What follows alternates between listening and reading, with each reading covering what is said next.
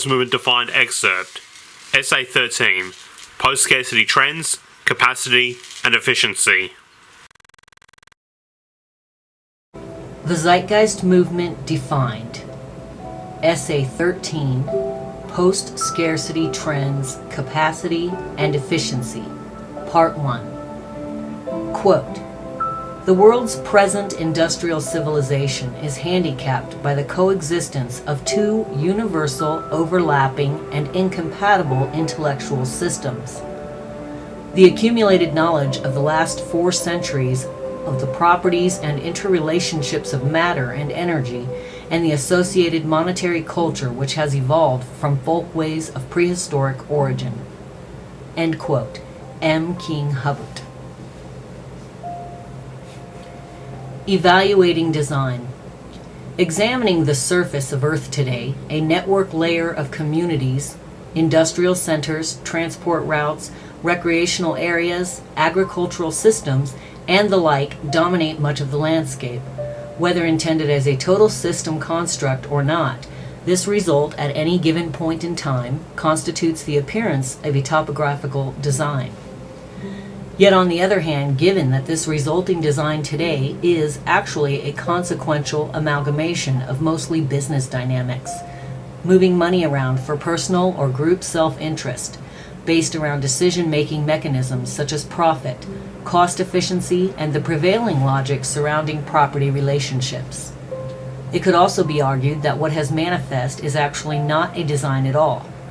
Rather, it is rooted in a mechanism that has created the appearance of design ex post facto, since the structural outcome recognized was not fully anticipated as a whole prior to its construction.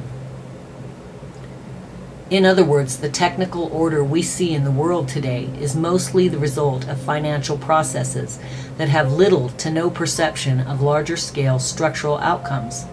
It is more of a proxy system, and while there are some relative exceptions, such as the placement of highways, pipelines, and the like by funded city planners who simply must take a broad physical view to be functional, even those circumstances are often working around pre-existing property claims and other forms of interference which tend to reduce design efficiency on the whole.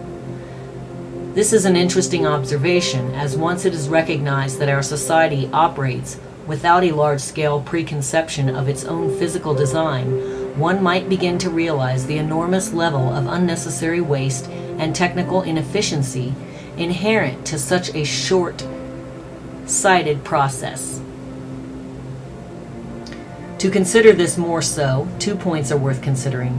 A, existing yet unapplied solutions, and B, broad conception versus spontaneous conception. A, existing yet unapplied solutions. This first point concerns the tendency of many new innovations for problem resolution to go unapplied within the current economic tradition. If further life-improving methods or technologies have not found their way into a system within a respectable amount of time, or at all, after general validation, we can rightly assume there are inefficiencies, if not deficiencies, with the very process of economic incorporation and development.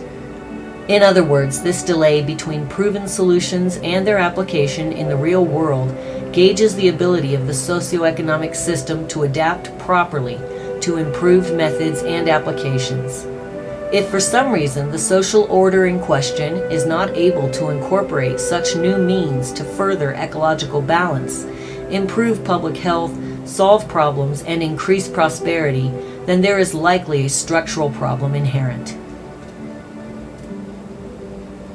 B, broad conception versus spontaneous conception. Secondly, from a strictly formulaic viewpoint, direct total system considerations will always be more efficient and effective than spontaneous generation by processes blind to the final outcome or purpose. In other words, as gestured before, a basic good, such as a car, has a design that is conceived of in advance, before physical production. Once this design is decided upon, it is then followed by applying real-life materials and processes to create the actual physical product. This may seem obvious to most as a logical process, but the relevance of such preconception is often lost when it comes to larger order contexts. We have to wonder what the outcome would be if we applied the pseudo-democratic market process of bidding, buying, and selling for short-term profit, if even possible on such a scale, to the creation of high-integrity goods systems such as an airplane, computer, car, home, or the like. While today the resources, labor, and subcomponent systems of these items are certainly in play in the open market, the design itself is not.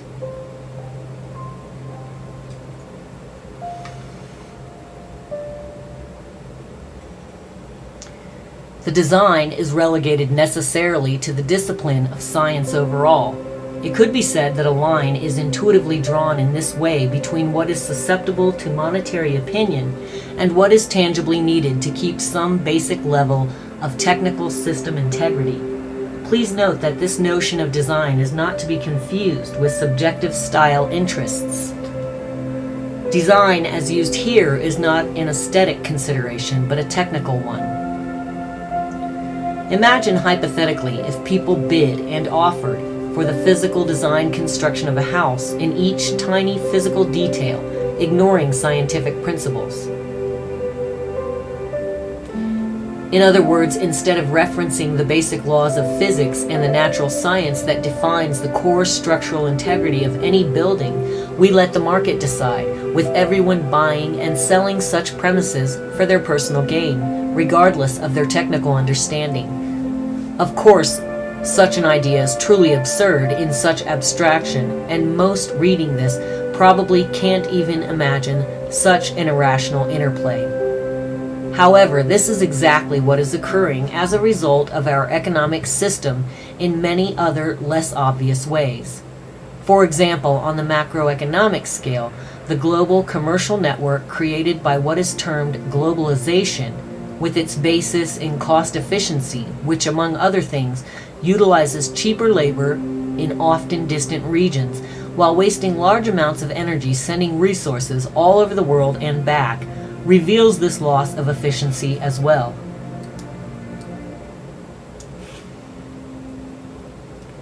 From the perspective of preconceived design, given the more logical possibility of localization of labor, production, and distribution in most all cases, globalization in its current form is highly inefficient compared to other possibilities.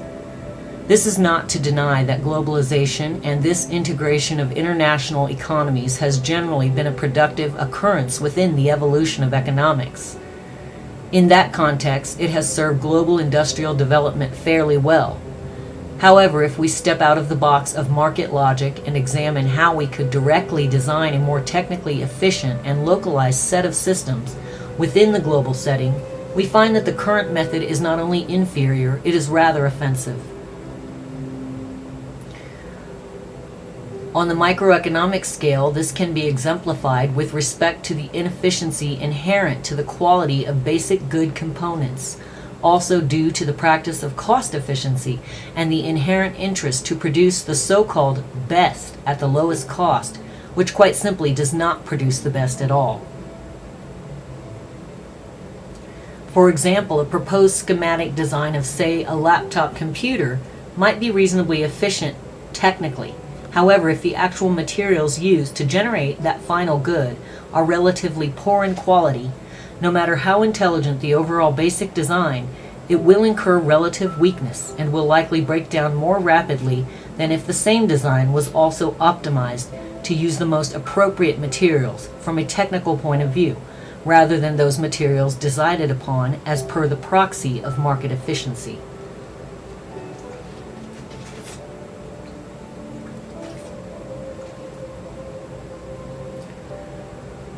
Another example is the market phenomenon of proprietary technology. While we see ostensibly an enormous amount of variety in the world today with respect to good production, a closer look shows a vast and wasteful multiplicity, along with problematic structural incompatibility between producers, components of the same good genre. In other words, competing corporations today tend to create custom systems, such as a computer system and its required components, that are incompatible with the developments of other producers in that same good genre. Universal compatibility, or lack thereof, is yet another example that the byproduct of this market proxy game and the larger order system inefficiency and waste is enormous. This pattern is also common to a generational development of existing commercial product systems, aka models, such as when improvements are made to a given machine, unnecessarily making obsolete older components of that machine in the interest of assuring further purchases from the consumer. It is critical to note that there is no such thing as a single product in the closed system of Earth with respect to planetary resources and their use, nor are any product designs or production methods existing in a vacuum. Each good and its process of production is merely an extension of the whole of industry. Hence, the materials utilized along with designs find their true context only with respect to the whole of industry and resource management on all levels. This understanding forces the constant need to view industry and hence economics itself as a single system process to ensure maximum technical efficiency. So with this in mind, coupled again with the first point regarding the question of why certain realities are not put into practice, even though they are clearly doable at a given point in time, this essay will examine socially relevant technological trends and design capacities which, if applied properly, could radically transform the world into a post-scarcity, highly abundant condition that would alleviate the vast majority of the world's problems we see as commonplace today. Moreover, it is a conclusion of TZM that the current model not only disallows or too slowly incorporates new advents in efficiency due to the very nature of business and its tendency to preserve inefficiency for the sake of an establishment's profit, the very detached and segregated nature of market activity inherently ignores larger order considerations to source and solve problems or accelerate improvement.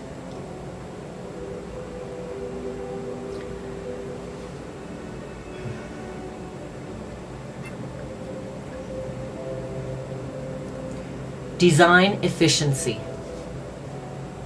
If we break down the everyday complexity of our lives today, dissecting what interplay is most critical to human survival, sustainability, and prosperity, we might find three basic things: science, natural law, and resources. Science is the mechanism for discovery and validation. Natural law is the pre-existing rule set which we are continually learning about via science and necessarily adapting, while resources exist in the context of both raw earthly materials and the power of the human mind to comprehend.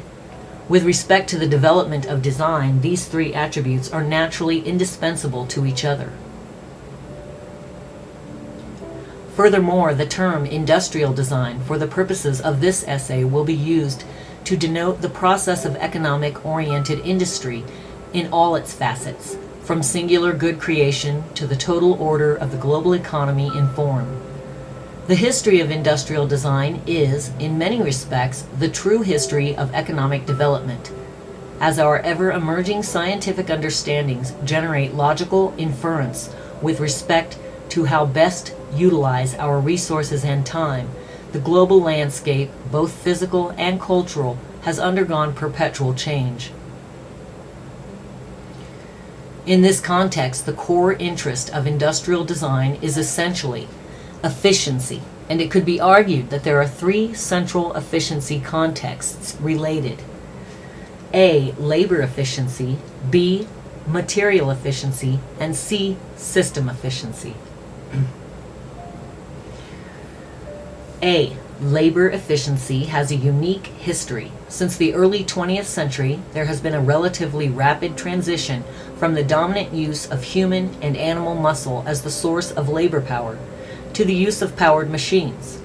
This phenomenon, which is termed mechanization, was able to elevate the workforce from much strenuous toil to operate in more of a position of tool utilization. However, by the end of the 20th century, this pattern continued to advance, where such machines were not only capable of moving heavy loads and performing complex physical acts, they were also merging with computerization and degrees of artificial intelligence, AI, and hence were able to make decisions as well. In short, the accelerating trend today has proven that these modern machines are now greatly surpassing in productivity the vast majority of the actions historically held by human beings, and there appears to be no slowing down of this trend. Overall, TZM views this trend as suggesting a powerful means by which the human species can further maximize its productive ability to meet the needs of all human beings, while generating a level of human freedom never before seen, if adapted properly.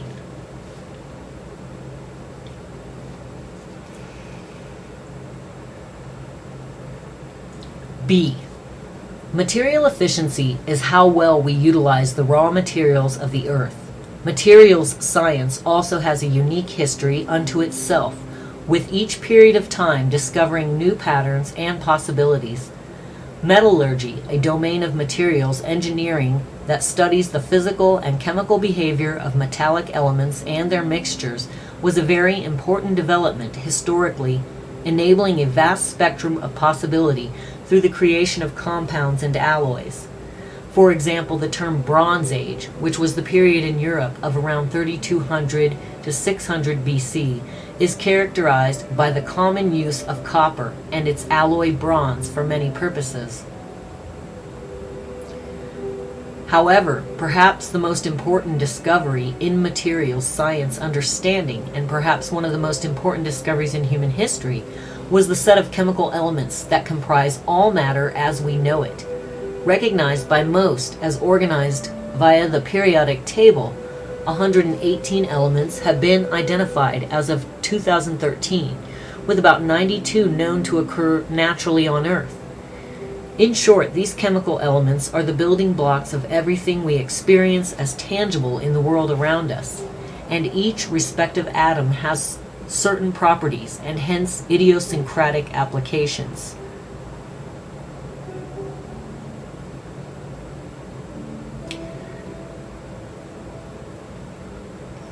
This knowledge, which is extremely new relative to the totality of human understanding, has not only allowed for a deeper understanding of how chemistry can work to create an incredibly vast range of materials for increasingly efficient industrial use, it has also facilitated a powerful understanding of the very nature of matter itself and prospects for manipulations at the atomic scale.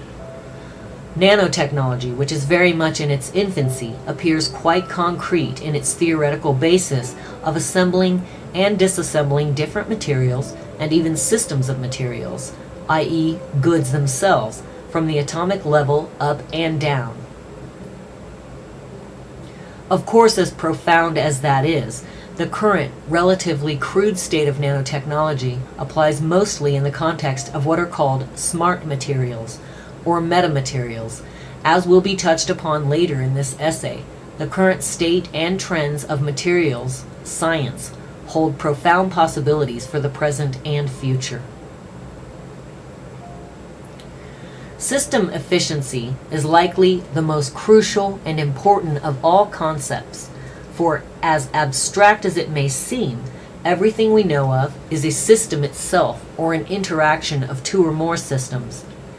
Perhaps the best way to express system efficiency is to consider any commonplace act and think about how that act could either reduce waste or increase productivity on any and all levels, not just within the context of the perceived singular act itself. System perspectives are rather obscure to most, since we tend to view most functions and processes within the bounds of their intended purpose only in a categorical manner. For example, when we consider a modern fitness center, aka gym, with people exercising on various machines in one location, We tend to think only of the purpose of that institution and hence how to better facilitate the health interests of those people using those machines, etc. We rarely think more broadly and propose, what if all those people peddling and pushing and pulling had that exerted energy run into a conversion system where the building itself could be powered in whole or in part by that energy in the form of electricity? This manner of thought stands at the heart of a systems theory type worldview. Perhaps a useful way to think of this network perspective is through the synergy of nature itself. In the Earth's biosphere, minus current human interference, there is virtually no such thing as waste. Virtually everything we find in nature is deeply integrated and in balance due to the refining nature of evolution itself. This is a powerful observation, and the term biomimicry is worth mentioning in this context, as in many ways our development as a species has been to learn from the natural processes in existence already, even though we appear to have decoupled greatly in many ways. Hence, working to facilitate the most optimized integration we can, ideally reusing everything on all levels, just as nature does, should be a societal goal to ensure sustainability and efficiency.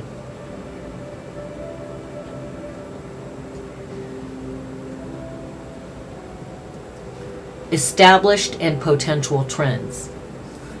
There are two broad basic trends or realities to consider in the world today. For the purposes of this essay, we will refer to them as established and potential. Established trends are the socio-economic trends in play at the time of this writing, and these, in the context of public health and ecological balance, are shown to be almost entirely negative. The potential trends, on the other hand, reveal life-improving and balance-creating possibilities that could occur if larger order social changes were made. As noted before, these two trends arguably appear to operate in a system contradiction of each other. In the essay titled Social Destabilization and Transition, an in-depth look at the current state of societal affairs will be addressed in detail.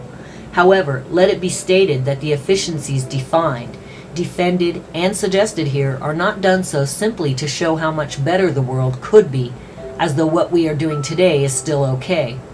On the contrary, these basic observations actually demand alignment if we intend to maintain stability in our world given its current degrading patterns.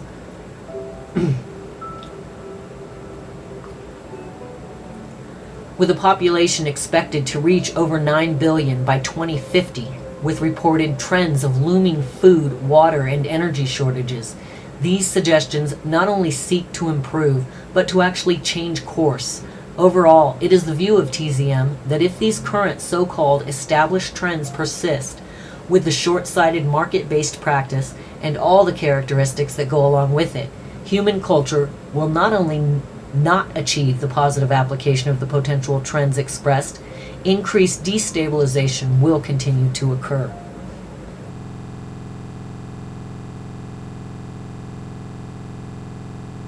The Zeitgeist movement defined Essay 13, Post-Scarcity Trends, Capacity, and Efficiency, Part 2. Post-Scarcity Worldview. In this section, basic statistics and trends will be presented to show how we can, as a global society, achieve a post-scarcity social system. While scarcity in absolute terms will always be with humanity to one degree or another in this closed system of earthly resources, scarcity on the level of human needs and basic material success is no longer a viable defense of the market system's allocation methods. As a brief aside, a common defense of the price system and the market is that if any scarcity exists, it makes void any other approach. The argument goes that since not everyone can have XYZ, XYZ is scarce, and hence people need money, or have a lack thereof, to filter out who gains XYZ and who doesn't. The problem with this assumption is that it ignores how certain resources, and hence goods, have more relevance than others when it comes to public health. comparing the scarcity of a very expensive luxury car which draws status satisfaction from its owner more than its basic purpose as a mode of transport, with the scarcity of food, which is a core life requirement for health, is not legitimate in real-life terms. The former interest, while perhaps important to the ego satisfaction of the owner, who likely already has his or her basic needs met to afford such a product, is not equivalent to the latter interest of those who have little or nothing to eat and hence cannot survive. One cannot arbitrarily conflate such needs and wants as though they are simply the same in theory. Sadly, this is how the market system behaves. Likewise, with great wealth and material imbalance comes inevitable social destabilization. Virtually every large-scale public dissent and revolution we have seen in the past couple hundred years have had some economic basis, usually revolving around societal imbalance, exploitation, and class separation. The same goes for the roots of crime, terrorism, addictions, and other social problems. Virtually all of these propensities are born out of deprivation, whether absolute or relative, and this deprivation is inherent to the nature of a society based on competition and scarcity.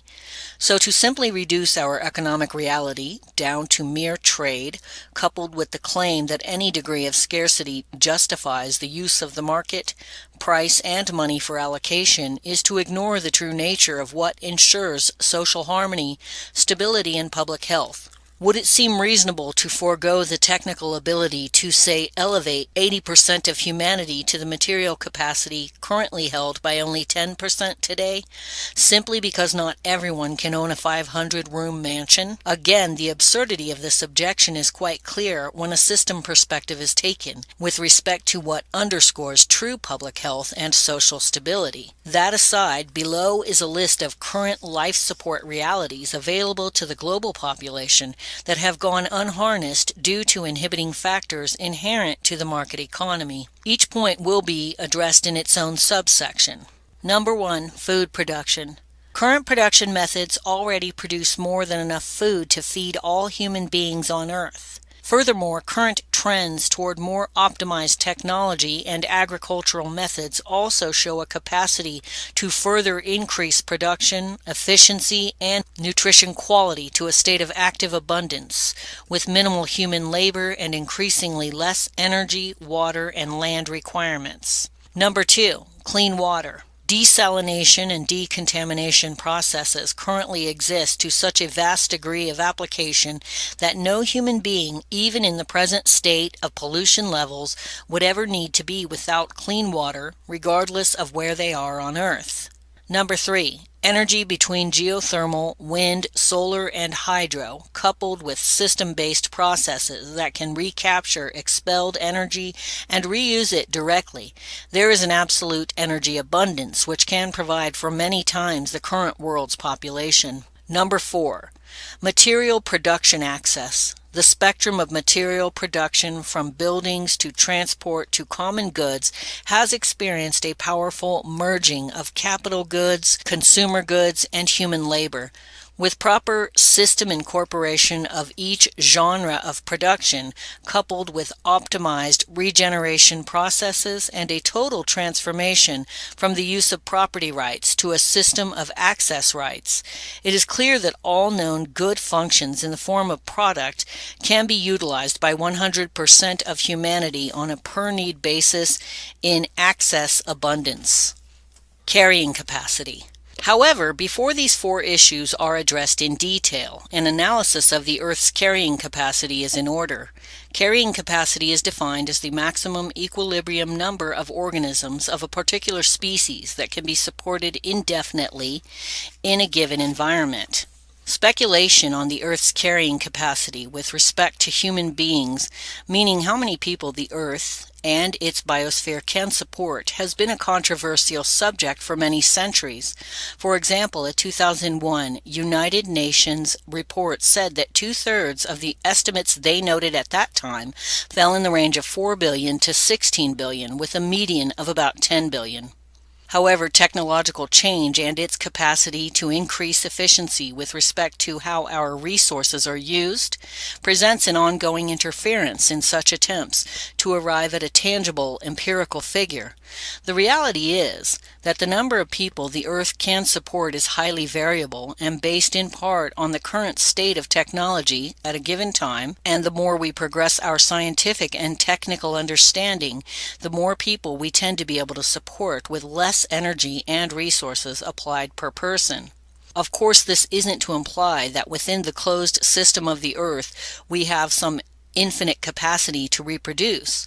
Rather, it highlights the relevance of what it means to be strategic, intelligent, and efficient with our resource use, and by extension, the industrial economic process itself. Today, there is no evidence that we are at or are closely approaching the Earth's carrying capacity. If we take into account the trends that reveal our vast potential to do more with less, coupled with a value system that clearly recognizes that we, as a species, occupy a closed Earth system with natural limitations overall, and that it is our personal responsibility to ourselves, each other, and future generations to keep an interest in balance, efficiency, and sustainability. This educational imperative suggests that a conscious, informed global culture can stabilize its reproduction rate, if need be, without external force, if this basic relationship is properly understood. Of course, much could be said about the influence of old traditional beliefs,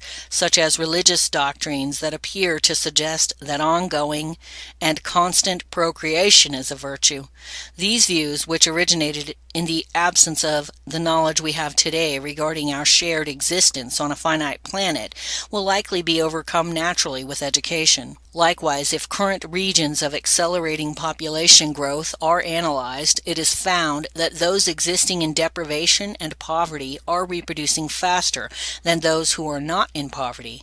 While there is some controversy as to why this pattern prevails, the correlation appears to still be accurate.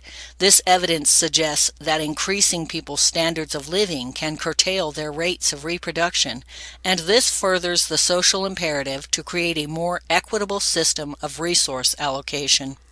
Food production. According to the United Nations Food and Agriculture Organization, 1 out of every 8 people on Earth, nearly 1 billion people, suffer from chronic undernourishment. Almost all of these people live in developing countries, representing 15% of the population of these countries. Poverty is, needless to say, clearly linked to this phenomenon. Yet politics and business aside, world agriculture today actually produces 17% more calories per person than it did 30 years ago, despite a 70% population increase. There is enough food to provide everyone in the world with at least 2,720 kilocalories per day, which is more than enough to maintain good health for most.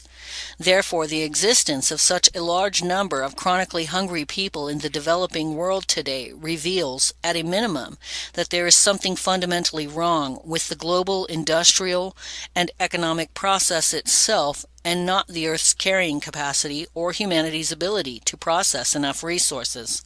According to the Institution of Mechanical Engineers, we produced globally about 4 billion metric tons of food per annum.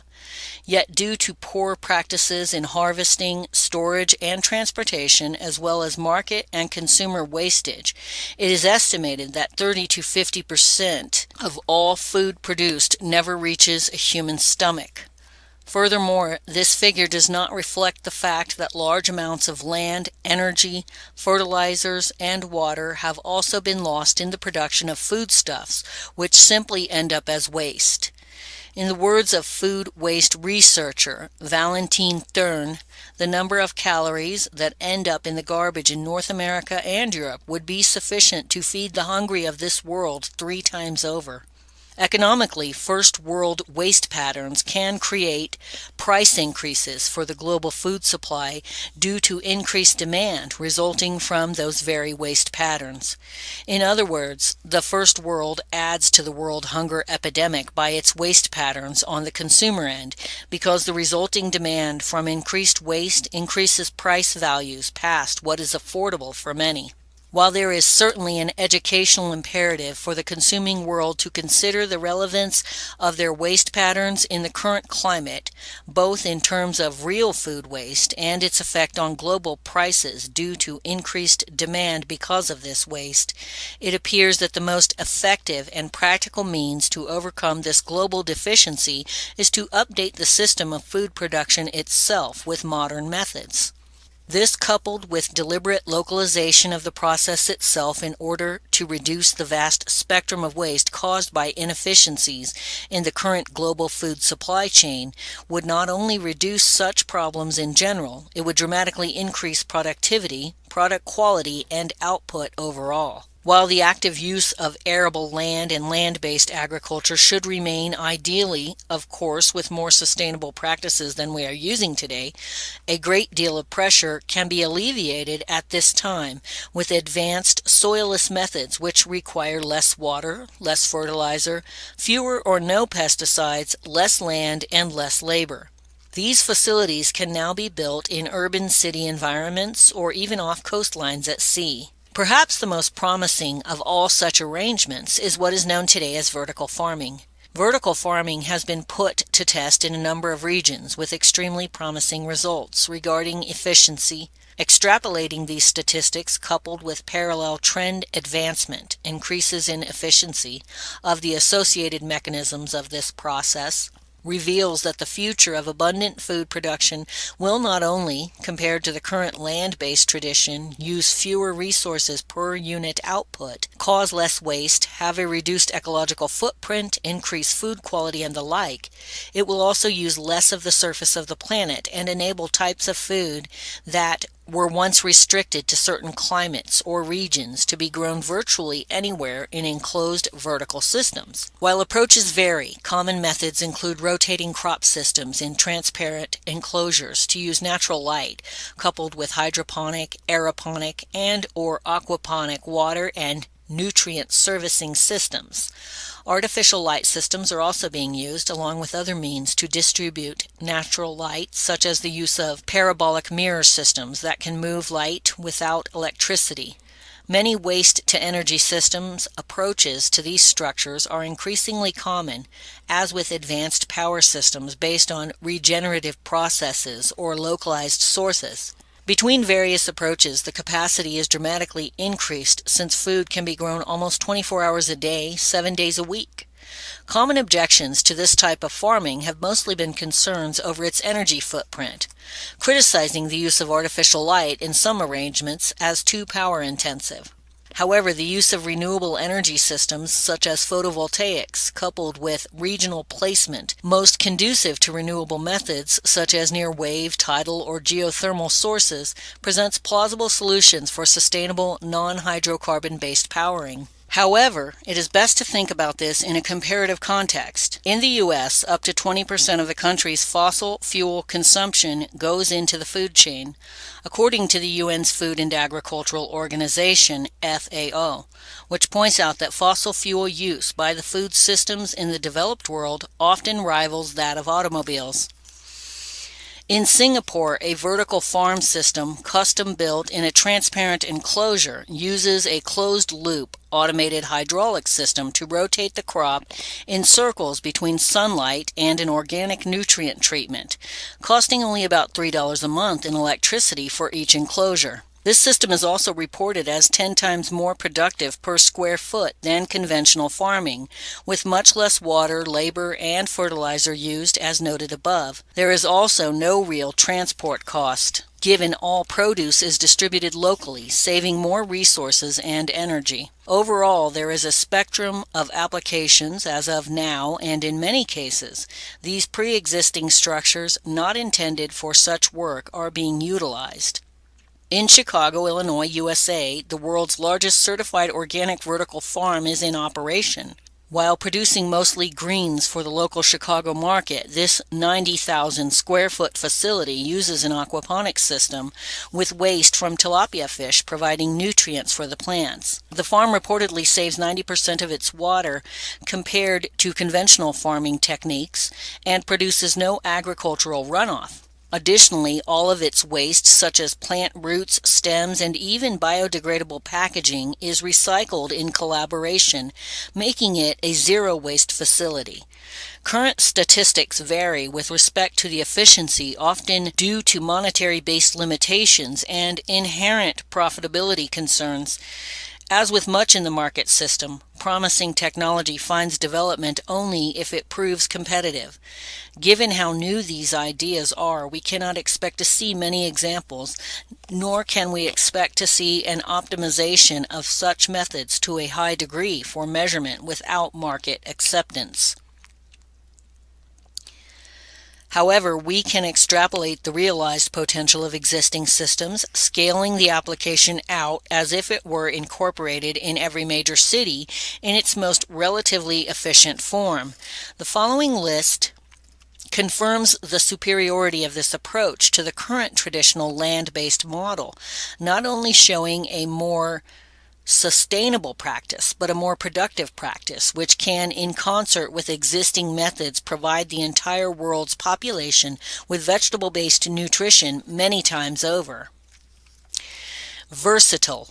Unlike traditional farming, vertical farms can be constructed anywhere, even on water, using upward layers to multiply output capacity, i.e., a 10-story farm will produce 1/10 of a 100-story farm. This space utilization is limited mostly to architectural possibility. Likewise, the plants grown can be on demand in many ways, since region-based restrictions have been lifted, since these farms can grow virtually anything. Reduced resource use. Vertical farming uses substantially less water and pesticide and is more conducive to non-hydrocarbon-based nutrient fertilizer methods. Its energy use can vary based on application, but in its most efficient setting, it uses dramatically less energy both to power the farm itself and with respect to the now removed need for excess hydrocarbon fertilizer and oil-fueled transport, which is a heavy burden in the current farm-based process. More sustainable, less ecological damage. The current tradition of farming has been recognized as one of the most ecologically destructive processes of modern society. In the words of environmental writer Renee Cho, quote, as of 2008, 37.7% of global land and 45% of U.S. land was used for agriculture. The encroachment of humans into wild land has resulted in the spread of infectious diseases, the loss of biodiversity, and the disruption of ecosystems. Overcultivation and poor soil management has led to the degradation of global agricultural lands. The millions of tons of toxic pesticides used each year contaminate surface waters and groundwater and endanger wildlife. Agriculture is responsible for 15% of global greenhouse gas emissions and accounts for 1/5 of U.S. fossil fuel use, mainly to run farm equipment, transport food, and produce fertilizer. As excess fertilizer washes into rivers, streams, and oceans, it can cause eutrophication. Algae blooms proliferate. When they die, they are consumed by microbes, which use up all the oxygen in the water. The result is a dead zone that kills all aquatic life.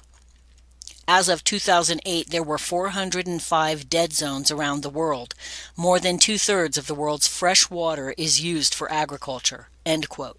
Post-scarcity capacity. Students at Columbia University working on vertical farm systems determined that in order to feed 50,000 people, a 30-story building the size of a New York City block would be needed. A New York City block, loosely speaking, is about 6.4 acres.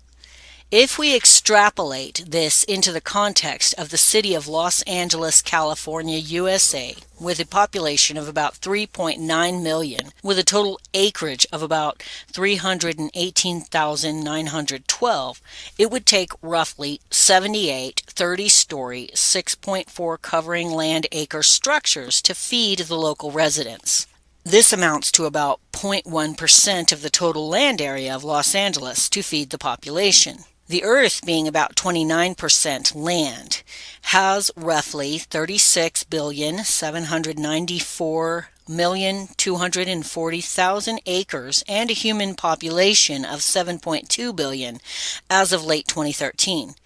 If we extrapolate the same basis of a 30-story vertical farm covering 6.4 acres to feed 50,000 people, we end up needing 144,000 vertical farms, in theory, to feed the world. This amounts to 921,600 acres of land to place these farms.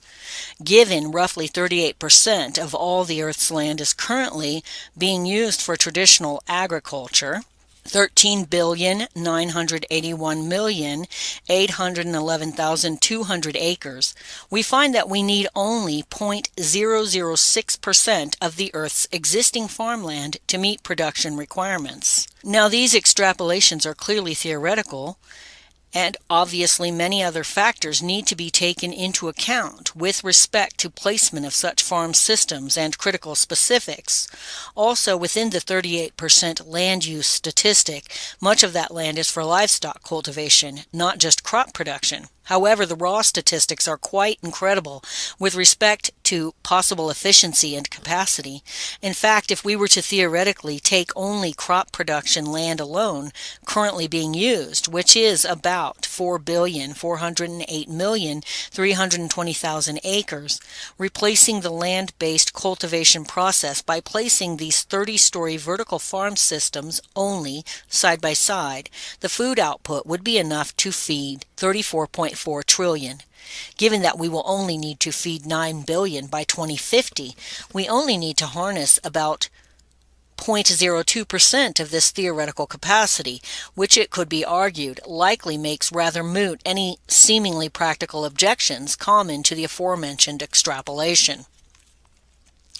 As a final note, proteins which are readily available in the vegetative realm are still brought into question in the modern day with respect to interest in meat production. From a sustainability standpoint, ignoring the common moral issues and arguably inhumane practices still common to industrialized livestock cultivation, the production of meat is an environmentally unfriendly act today. According to the ILRI, livestock systems occupy about 45% of the Earth's surface. According to the FAO, livestock sector produces more greenhouse gas emissions than modern gas-consuming transport. Given that 90% of all the large fish once thriving in the ocean are gone due to overfishing as well, new solutions are needed. One such solution is aquaculture, which is the direct farming of fish, crustaceans, and the like. The direct approach, if sustainably driven, can provide farm-raised, protein-rich fish for human consumption, replacing the demand for land-based meat. Another approach is the production of in vitro meat. In vitro meat may be produced as strips of muscle fiber, which grow through the fusion of precursor cells, either embryonic stem cells or specialized satellite cells found in muscle tissue. This type of meat is usually cultured in a bioreactor. While still experimental in 2013, the world's first lab-grown burger was cooked and eaten in London. Other benefits include the reduction of livestock-sourced diseases, which is very common, along with being able to avoid certain negative health characteristics of traditional meat, such as the removal of fatty acids in production.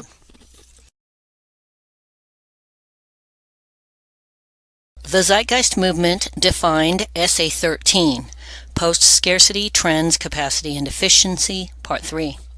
Clean water. Given that the human body can only survive a few days without fresh water, making this most basic resource abundantly available to all is critical.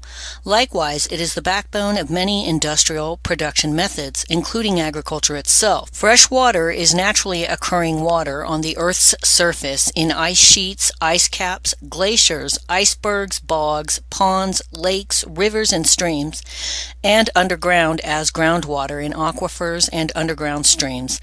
Of all the water on Earth, 97% of it is saline and not directly consumable. According to the World Health Organization, about 2.6 billion people, half the developing world, lack even a simple improved latrine, and 1.1 billion people have no access to any type of improved drinking source of water. As a direct consequence, 1.6 million people die every year from diarrheal diseases, including cholera, attributable to lack of access to safe drinking water and basic sanitation, and 90% of these are children under 5, mostly in developing countries. 160 million people are infected with schistosomiasis, causing tens of thousands of deaths yearly. 500 million people are at risk of trachoma, from which 146 million are threatened by blindness and 6 million are visually impaired. Intestinal helminths, ascariasis, trichuriasis, and hookworm infection are plaguing the developing world due to inadequate drinking water, sanitation, and hygiene, with 13.3 million suffering from high-intensity intestinal helminths infections. There are around 1.5 million cases of clinical hepatitis A every year. According to the United Nations, by 2025, an estimated 1.8 billion people will live in areas plagued by water scarcity, with 2/3 of the world's population living in water-stressed regions. As with most all of the world's current resource problems, it is an issue of both poor management and a lack of industrial application. From the standpoint of management, the amount of water wasted in the world due to pollution, overuse, and inefficient infrastructure is enormous. About 95% of all water that enters most people's homes goes back down the drain in one shot. A systems-based solution to optimize this use is to design kitchens and bathrooms so they recapture water for different purposes. For example, the water running through a sink or shower can be made available for a toilet. Various companies have slowly put such ideas to practice recently, but overall, most infrastructures do nothing of the sort as far as reuse schemes. The same is true of large commercial buildings, which can create reuse networks throughout the whole structure, coupled with capture of rainwater for other purposes, etc. Water pollution is another problem which affects both developed and developing nations on many levels. The American Environmental Protection Agency, EPA, estimates that 850 billion gallons of untreated discharges, waste, flow into water bodies, actually contributing to over 7 million illnesses each year. The World Center for Water Management estimates that only about 10 to 12% of wastewater in Latin America is treated properly. Mexico City, for example, exports its untreated wastewater to local farmers. While the farmers value this because the water increases crop yields, the wastewater is heavily contaminated with pathogens and toxic chemicals, representing a serious health risk for both farmers and consumers of the agricultural products grown in this area. In India, major cities discharge untreated wastewater into the bodies of water that serve as their drinking water. Delhi, for example, discharges wastewater directly into the Yamuna River, the source of drinking water for some 57 million people. Solutions to this problem, in part, must address the issue of the vast inefficiency likely driven by the monetary limitations of most governments to institute proper waste systems, coupled with an industrial design imperative to include reuse system techniques to better preserve and utilize our existing resources. That aside, the most notable broad solution to compensate for these emerging problems, to facilitate not only an alleviation of the current water problems affecting over 2 billion people, but also to transcend into a condition of relative abundance of fresh water for all humans, is to utilize modern A, purification, and B, desalination systems, both on the macro-industrial and micro-industrial scale. A, purification. Advancements in water purification have been accelerating rapidly with many technological variations of approach. Perhaps one of the most efficient today is what is called ultraviolet UV disinfection. This process is highly scalable, low energy, and works quickly. According to engineer Ashok Gadgil, inventor of portable UV systems, quote, in terms of energy use, 60 watts of electrical power, which is comparable to the power used in one ordinary table lamp, is enough to disinfect water at the rate of 1 ton per hour or 15 liters per minute. This much water is enough to meet the drinking water needs of a community of 2,000 people. This device Gadgil developed for rural poor areas can run off of solar panels and weighs only 15 pounds and has no toxic discharge. Of course, there is no silver bullet. While UV disinfection works very well for bacteria and viruses, it is less effective with other types of pollution, such as suspended solids, turbidity, color, or soluble organic matter. In large-scale applications, UV is often combined with more standard treatments, such as chlorine, as is the case with the world's largest UV drinking water disinfection plant in New York, which can treat 2.2 billion U.S. gallons, 8,300,000 cubic meters, per day. That is 3,029,500,000 cubic meters a year. The average person in the United States uses 2,842 cubic meters a year. This includes fresh water used for industrial purposes, not just for direct drinking consumption. The global average is 1,385 cubic meters per year. China, India, and the United States are currently the largest freshwater users in the world, and the majority of that water is used in production, mainly agriculture. In fact, about 70% of all fresh water is used for agriculture globally. For the sake of pure statistical argument, ignoring the highly needed revisions towards strategic water use, reuse systems, and conservation possibilities through more advanced and efficient industrial applications, let us assess the simple question of what it would require to disinfect, assuming it was needed, all the fresh water currently being used in the world on average by the population in all contexts. Given the global average of 1,385 cubic meters and a population of 7.2 billion, we arrive at a total annual use of 9.972 trillion cubic meters. Using the New York UV plant's output capacity of roughly 3 billion cubic meters a year as a base per installation of such a plant, we find that 3,327 plants would be needed globally. The New York plant is about 3.7 acres. This means about 12,309 acres of land is needed, in theory, to facilitate a purification process of all the fresh water currently used globally by the population. Of course, needless to say, there are many other footprint factors that come into play, such as power needs coupled with the critical importance of location. However, let's put this into a larger, more thoughtful comparison. The United States military alone, with its roughly 845,441 military buildings and bases, occupies about 30 million acres of land globally. Only 0.04% of that land would be needed to disinfect the total freshwater use of the entire world, if it were even needed at scale, which it is not. B. Desalination.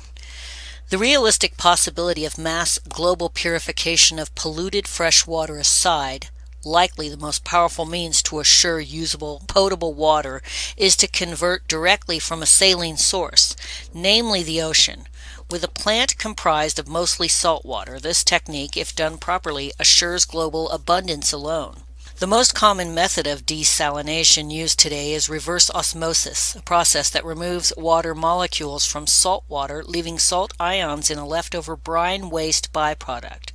According to the International Desalination Association, currently reverse osmosis accounts for nearly 60% of installed capacity, followed by the thermal processes, multi-stage flash, MSF, at 26%, and multi-effect distillation, MED, at 8.2%.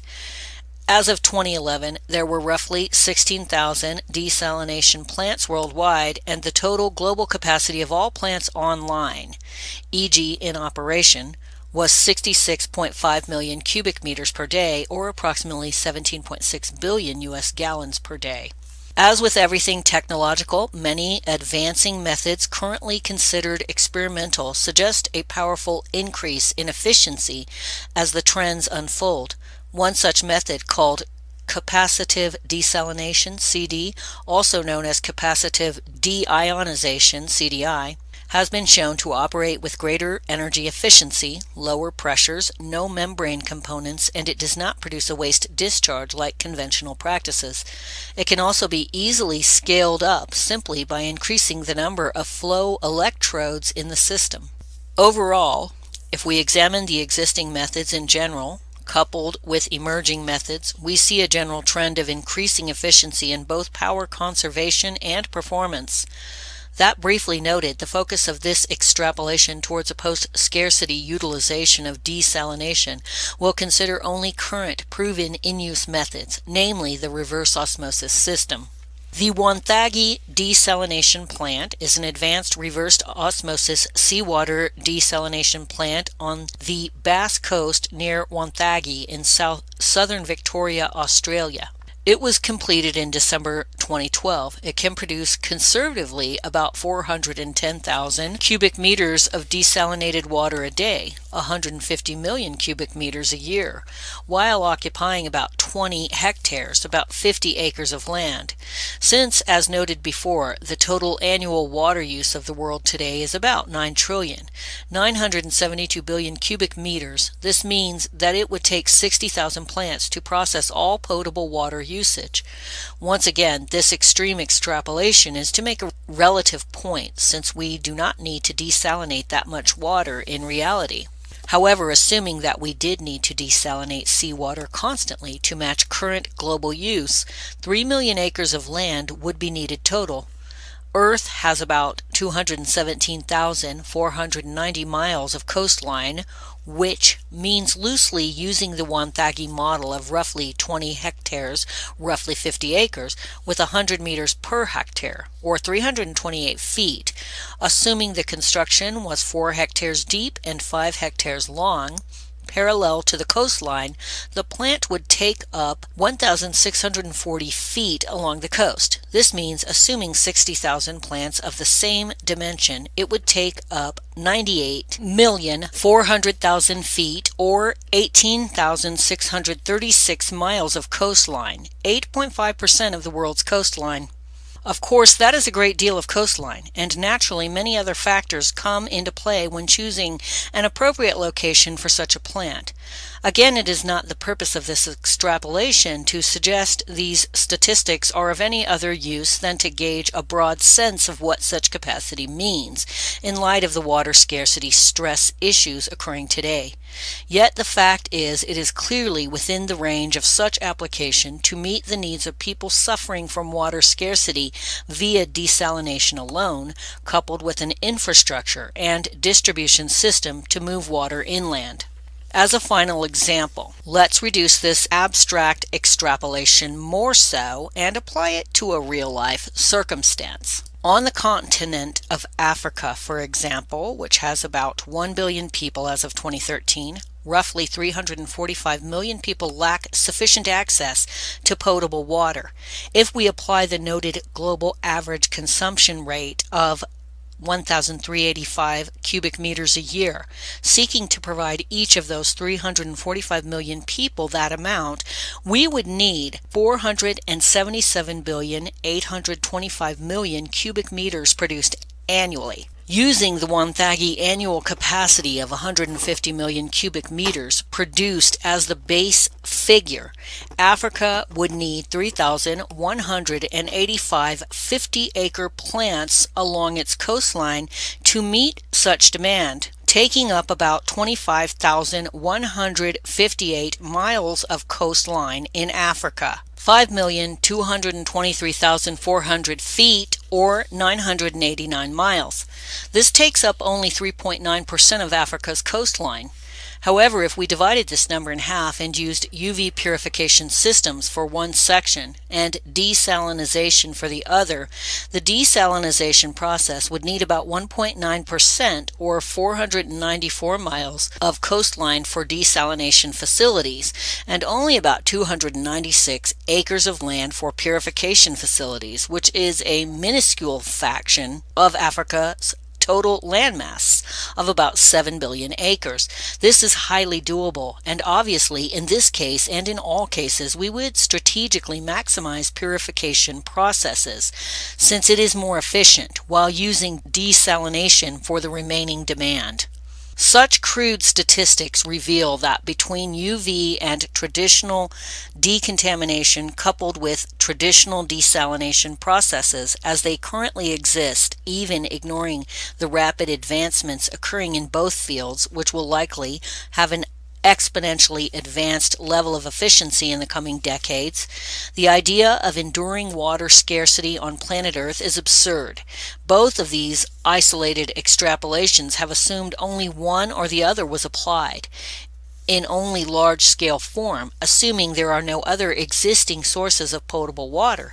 In reality, given the existing level of fresh water still available, coupled with a simple, intelligent reordering of use-reuse water network schemes to further preserve the existing capacity, coupled with both large and small-scale desalination and decontamination processes as regions require, many of which can be powered by rapidly advancing renewable energy processes as well, we have the technical capacity to bring potable water availability to absolute global abundance. Energy. Renewable energy sources are sources that are continually replenished. Such sources include energy from water, wind, solar, and geothermal. In contrast, fuels such as coal, oil, and natural gas are non-renewable as they are based on Earth's stores, which show no near-term regeneration. As of early 21st century, the recognition of clean, renewable energy possibilities has been substantial.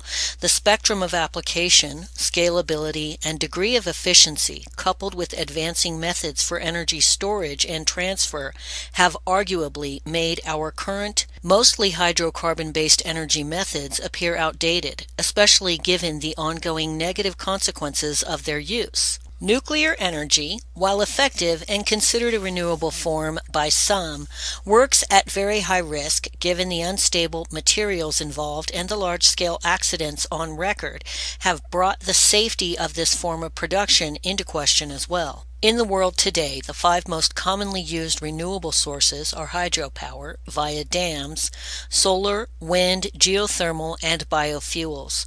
Renewable energy sources currently represent about 15% of global energy use, with hydropower accounting for 97% of this figure. Given that over 1.2 billion people are without access to electricity worldwide, coupled with the ongoing pollution and periodic crises associated with traditional non-renewable methods, the purpose of this subsection is to show how the dangerous realities associated with fossil fuels and nuclear energy are no longer needed.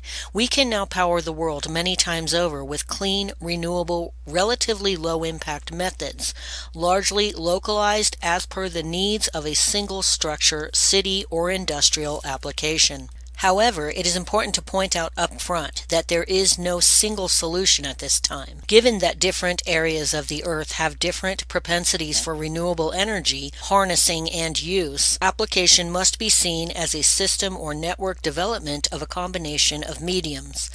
That noted, narrowing down the most relevant of these abundance-producing possibilities, it is perhaps best to think of renewable energy extraction, harnessing, and use in 2 categories. A, large-scale/baseload, and B, small-scale and total mixed-use systems. A, large-scale/baseload. Large-scale generation, such as for baseload needs required to power a city or high-energy industrial center, includes 4 main mediums. A1, geothermal plants, A2, wind farms, A3, solar fields, and A4, water, ocean/hydropower. A1, geothermal. Geothermal power is energy harnessed essentially from the natural heat of the Earth's molten core, with plants usually placed around areas where the distance to large heat centers is fairly shallow. A 2006 MIT report on geothermal energy promoting an advanced extraction system called EGS found that 13,000 zettajoules of power are currently available in the Earth, with the possibility of 2,000 zettajoules being harvestable with improved technology. The total energy consumption of all the countries on the planet is about half a zettajoule, 0.55 a year. And this means thousands of years of planetary power could be harnessed in this medium alone. The MIT report also estimated that there was enough energy in hard rocks 10 kilometers below the U.S. alone to supply all the world's current needs for 30,000 years. Even with an expected 56% increase of consumption by 2040, geothermal's capacity is enormous if properly tapped. Likewise, the extraction of heat taking place from within the Earth appears quite minor in comparison to its store, making the source virtually limitless in proportion to actual human consumption. Also, since the energy is produced constantly, there are no intermittency problems, and this type of energy can be produced constantly without the need for storage. The environmental impact of geothermal is relatively very low. Iceland has been using it almost exclusively for some time, and their plants produce extremely low emissions, no carbon, when compared to hydrocarbon-based methods. Apart from some sulfur produced, small earthquakes can occur as a result of drilling techniques. This problem has been acknowledged as human-induced, and improvement in the engineering process is the solution, coupled with clear understanding of the nature of the location for drilling. As far as location, it is theoretically possible to place geothermal energy extraction plants anywhere, if the capacity to drill deep enough was there, coupled with other advancements in technology. However, today most plants need to exist near where tectonic plates meet on Earth. A geothermal map of the surface of the Earth taken by satellite can show such ideal spots very clearly based on heat emitted. These maps show possibilities near most coastlines around the world, and while most studies are ambiguous with respect to exactly how many locations could be made available, the potential recognized in general is enormous. The U.S. Department of Energy has noted that geothermal energy also uses much less land than other energy sources, including fossil fuel and currently dominant renewables. Over 30 years, the period of time commonly used to compare the life cycle impacts from different power sources, a geothermal facility uses 404 meters squared of land per gigawatt hour, while a coal facility uses 3,632 meters squared per gigawatt hour. If we were to do a basic comparison of geothermal to coal given this ratio of meters squared to gigawatt hour, we find that we could fit about 9 geothermal plants in the space of one coal plant. Likewise, it is important to note that new, more efficient methods to tap geothermal appear to be just starting with respect to possible output potential. In 2013, it was announced that a 1,000 megawatt power station was to begin construction in Ethiopia. A megawatt is a unit of power, and power capacity is expressed differently from energy capacity, which is expressed in this context of megawatts as megawatt hours, MWH. Put another way, energy is the amount of work done, whereas power is the rate of doing work. So, for example, a generator with 1 MW capacity that operates at that capacity consistently for 1 hour will produce 1 megawatt hour of electricity. This means if a 1,000 megawatt geothermal power station operated at full capacity 24 hours a day, 7 days a year, it would produce 8,760,000 megawatt hours per year. The world's current annual usage in megawatt hours is about 153 billion, which means it would take, in abstraction, 17,465 geothermal plants to match global use. According to the World Coal Association, there are over 2,300 coal power plants in operation worldwide. Using the aforementioned plant size/capacity comparison of about 9 geothermal plants fitting into one coal plant, the space of 1,940, or 84% of the total in existence, coal plants would be needed, in theory, to contain the 17,465 geothermal plants. Also, given coal today accounts for only 41% of the world's current energy production, this theoretical extrapolation also shows how in 84% of the current space usage by coal plants alone, which only produce 41%, geothermal could supply 100% power capacity as per global use instead. All this without the pollution from coal, which has been considered one of the most polluting practices in the world, along with being likely the largest contributor to the human-made increase of CO2 in the atmosphere. Wind farms. U.S. Department of Energy studies have concluded that wind harvesting in the Great Plains states of Texas, Kansas, and North Dakota could provide enough electricity to power the entire USA. More impressively, a 2005 Stanford University study published in the Journal of Geophysical Research found that if only 20% of the wind potential on the planet was harnessed, it would cover the entire world's energy needs. In corroboration, two more recent studies by unrelated organizations published in 2012 calculated that with existing wind turbine technology, the Earth could produce hundreds of trillions of watts of power. This, in effect, is many more times what the world currently consumes. Wind power is perhaps one of the most simple and low-impact forms of renewable energy, and its scalability is limited only to location. Using the 9,000-acre Alta Wind Energy Center, California, as a basis, which has an active capacity of 1,320 megawatts of power, a theoretical annual output of 11,563,200 megawatt hours is possible. This means that 13,231 9,000-acre wind farms would be needed to meet the current output figure of 153 billion megawatt hours. This means 119,079,000 acres of wind-sufficient land would be required.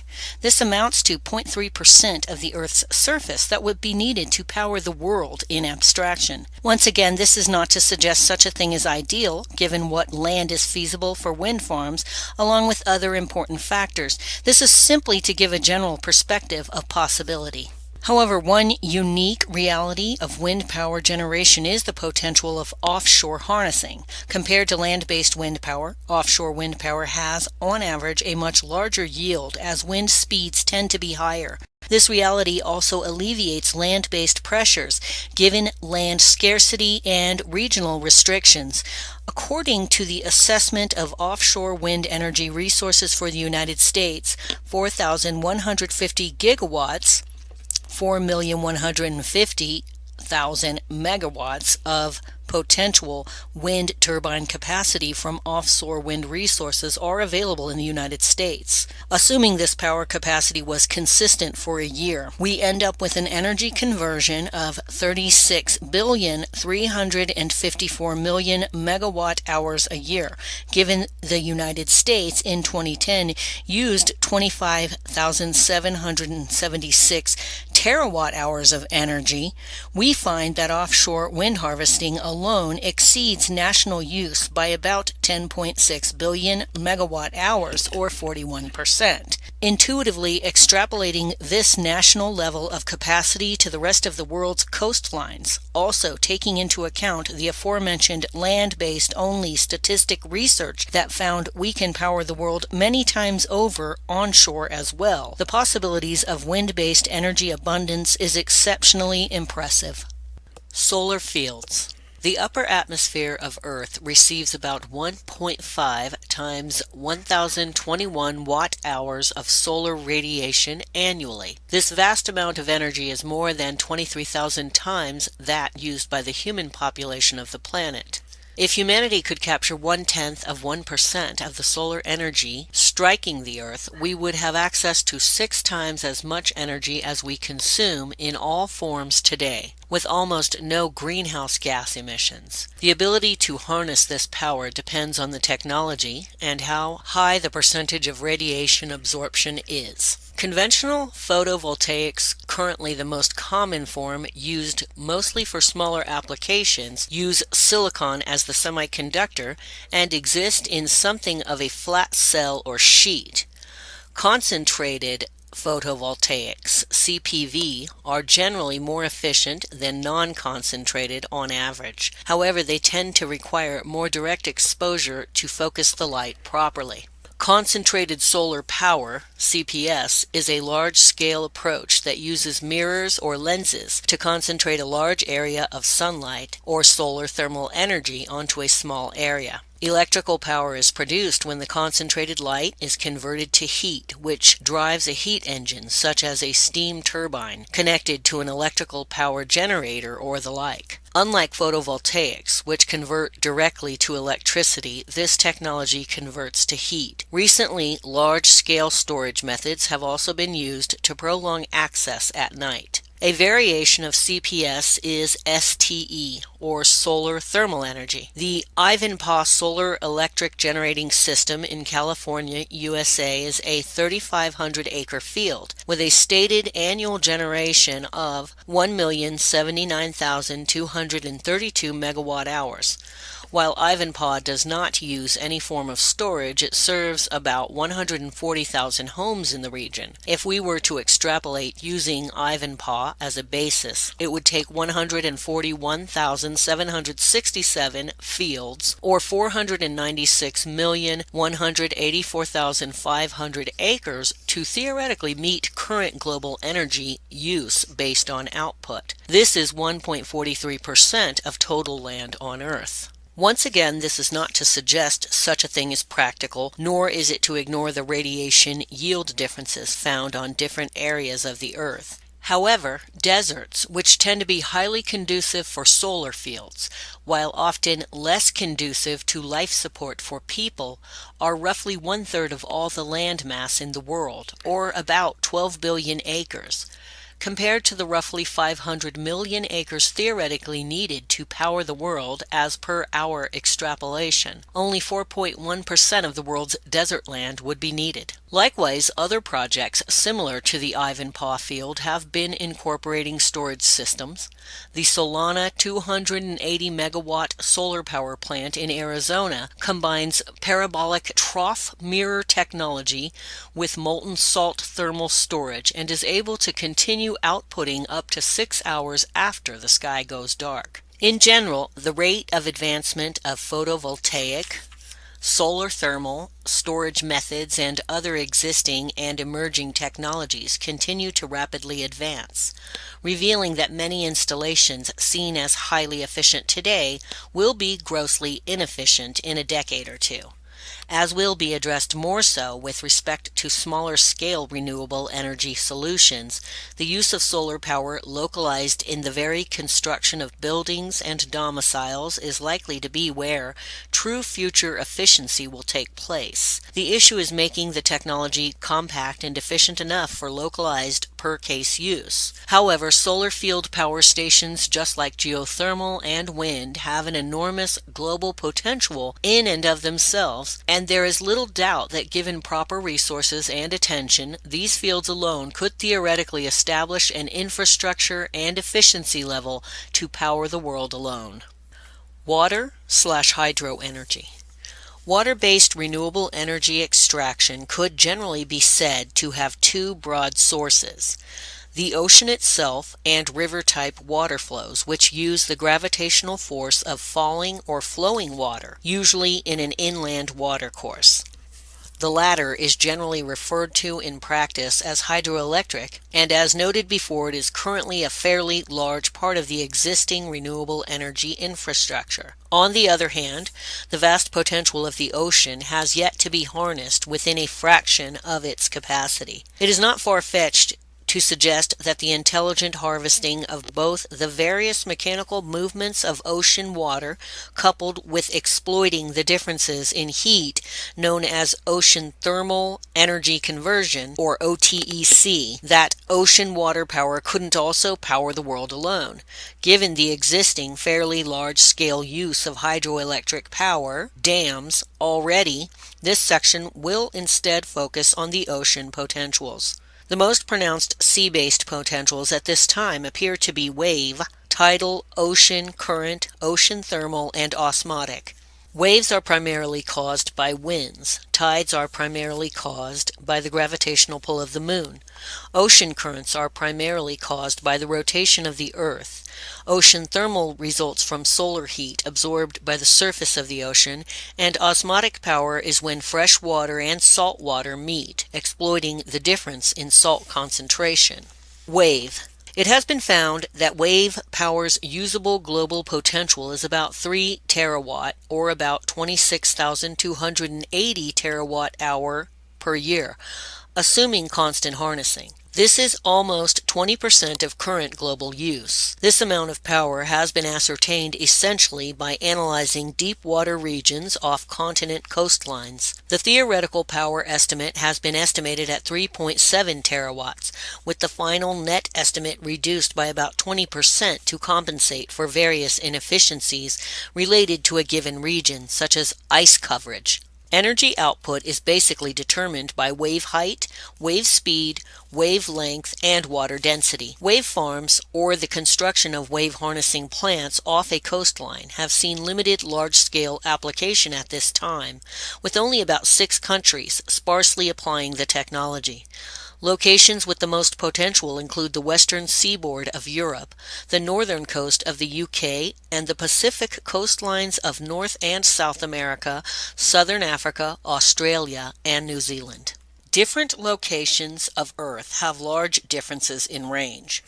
In the United Kingdom, an area with high levels of tidal activity, dozens of sites are currently noted as available, forecasting that 34% of all the UK's energy could come from tidal power alone. Globally, older studies have put tidal capacity at 1,800 terawatt hours a year. More recent studies have put the theoretical capacity, both range and stream, at 3 terawatts, assuming only a portion would be extractable. Tidal, while very predictable, is also subject to daily periods of intermittency based around tidal shifts. Assuming only 1.5 terawatt could be harnessed in a year based on advanced technology, this means about 7% of the world's power could come from tidal. Ocean current. Similar to tidal streams, ocean currents have shown great potential. These currents flow consistently in the open ocean, and various emerging technologies have been developing to harness this largely untapped medium. As with all renewables, the capacity to harness such potential is directly related to the efficiency of the technology employed. The EOEA estimates the current potential at 400 terawatt hour per year.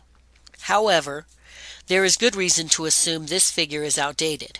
Prior applications of turbine mill technologies to capture such water flows have needed an average current of 5 or 6 knots to operate efficiently, while most of the Earth's currents are slower than 3 knots. However, recent developments have revealed the possibility to harness energy from water flows of less than 2 knots. Given this potential, it has been suggested that ocean current alone could power the entire world. The Gulf Stream potential has been estimated at 13 gigawatts of actual output, assuming a 30% conversion efficiency using more traditional turbine technology. This means 13,000 megawatts, or assuming constant harnessing of the stream all year, about 113,880,000 megawatt hours a year. The United States in 2011 is estimated to have used 4.1 billion megawatt hours in electricity.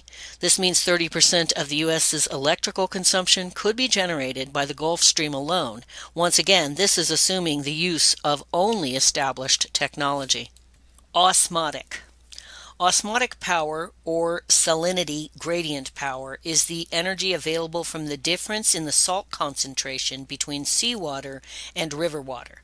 The Norwegian Center for Renewable Energy, SFFE, estimates the global potential to be about 1,370 terawatt hours per year, with others putting it at around 1,700 terawatt hours per year, or the equivalent of half of Europe's entire energy demand. While still largely in its infancy, osmotic power harnessing through advancing technology is promising. Power plants can, in principle, be built anywhere fresh water meets seawater. They can generate power 24/7 regardless of weather conditions. Ocean thermal. The final ocean-based means for energy harnessing worth noting is ocean thermal energy conversion, OTEC. Exploiting the differences in heat existing around the surface of the ocean and below, warmer surface water is used to heat a fluid, such as liquid ammonia, converting it into vapor, which expands to drive a turbine, which in turn produces electricity. The fluid is then cooled using cold water from the ocean depths, returning it into a liquid state so the process can start all over again. Of all the ocean-based energy sources, OTEC appears to have the most potential. It has been estimated that 88,000 terawatt hours per year could be generated without affecting the ocean's thermal structure.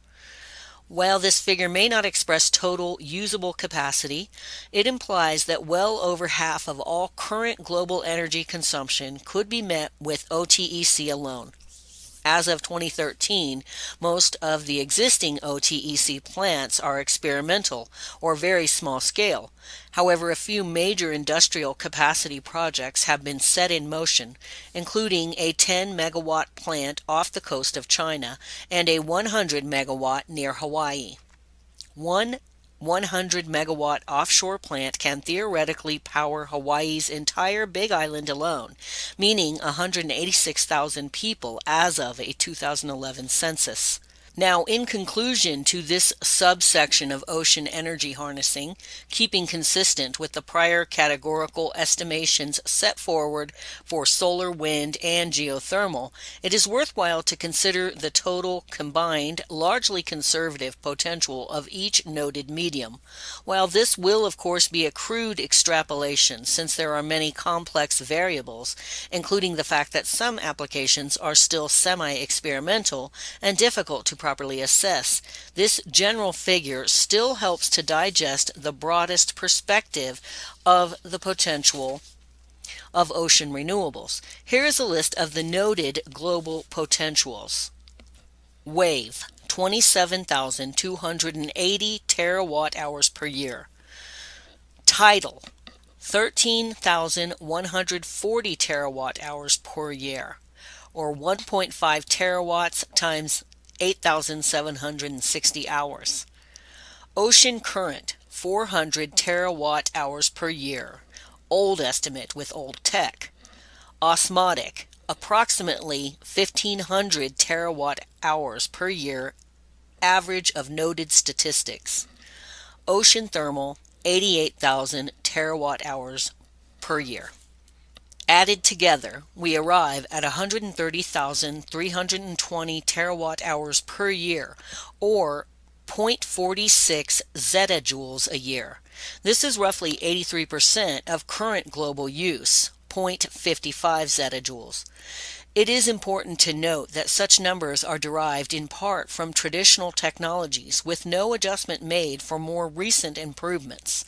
If we bring traditional hydroelectric, watercourse-based, back into the equation, which according to the IEA has a potential of 16,400 terawatt hours per year, this brings the figure up to 146,720 terawatt hours per year, or 96% of current global use.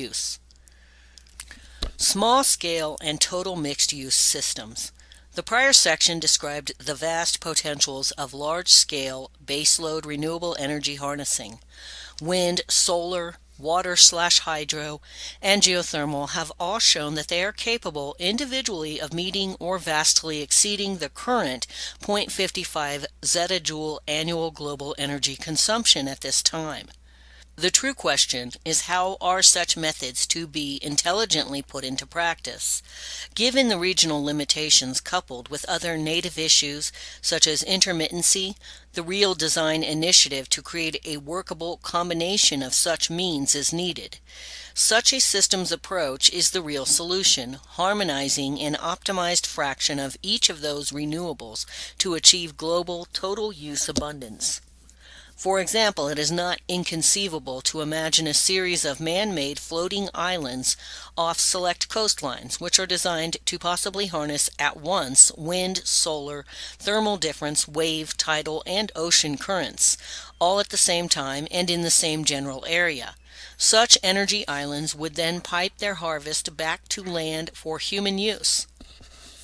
Various combinations could also be applied to land-based systems as well, such as constructing wind-solar combinations to complement the fact that often wind is more present at night while solar is more present during the day. Likewise, creative ingenuity with respect to how we can intelligently combine various methods also extends to what we could consider localized energy harnessing. Smaller scale renewable methods that are conducive to single structures or small areas find the same systems logic regarding combination. These localized systems could also, if need be, connect back into the larger baseload systems as well, revealing a total mixed medium integrated network. A common example today is the use of single structure solar panels, such as for home use. While the efficiency of these panels is still improving, coupled with imposed cost limitations as per the investment/profit mechanism of the market, most people utilizing these solar power systems are only able to complement their home's electricity use rather than gain 100% utilization. For example, most systems are applied to power the home during the day while pulling power from the regional baseload grid at night. This kind of approach that seeks to maximize localized possibilities first before resorting to larger scale energy use in a system approach is the key to practical energy abundance, efficiency, and sustainability. To understand the relevance of this more thoroughly, let's expand the example of household solar array application to its possible theoretical potential. In 2011, the average annual electricity consumption for a U.S. residential utility household customer was 11,280 kilowatt hours. Given 114,800,000 households in 2010, this means 1,295 terawatt hours a year was used. Total electrical energy consumption in 2012 for the USA was 3,886,400,000 megawatt hours a year. This equates to 3,886 terawatt hours per year. This means 33% of all electric consumption occurred in people's homes, with the vast majority of that energy coming from fossil fuel power stations. If all households in the United States were able to power themselves for electricity using solar panels alone, localized energy utilization that is simply wasted at this time, the baseload stress reduction would be dramatic. Contrary to popular belief, as of 2013, this is a real possibility, given the state of solar cell efficiency and storage technology. The problem is that the current energy industry is not prepared for such efficiency, and consumer solar systems available suffer from high financial expense as a result of limited mass production, competition, and a lack of social initiative to forward advancement. It's worth stating here that the financial system and its price-oriented mechanisms exist as barriers to ubiquitous and optimized household solar development in the broad view, along with every other developing technology after a certain point of proven efficacy. While defenders of capitalism argue that the process of investment to market of an in-demand good generally reduces the cost of that good over time, making it more available to those who could not afford it before, it is forgotten that the entire process is a contrivance. If price and profit were removed from the system, focusing only on the technology and its statistical merit, both at the current time and its longer-term efficiency trends, future improvements, proper resource allocation strategies and research could be employed to bring promising technology to the population much more rapidly. In the case of solar arrays for home power generation, given the incredible capacity it has to alleviate baseload energy stress, which would today further reduce emissions and fossil fuel pollution, it is a very unfortunate circumstance this technology and its application is subject to the whims of the market. If we survey the commercial expense of an average solar array as of 2013, an average home using 11,280 kilowatt hours a month would require about 30 panels with a solar cell efficiency of about 9 to 15% and a nighttime battery system. This would cost well over $20,000. Such an expense is unaffordable for the vast majority of the world, even though the basic materials used in the traditional PV systems are simple and abundant, along with ever-increasing manufacturing ease. Likewise, it is equally as disappointing to notice how modern home construction has made little to no use of other basic, localized renewable methods that can further facilitate the real-world capacity to bring all households, not only in the USA, but in the world, to a place of energy independence. Noting the power of solar, other nearly universal applications also apply.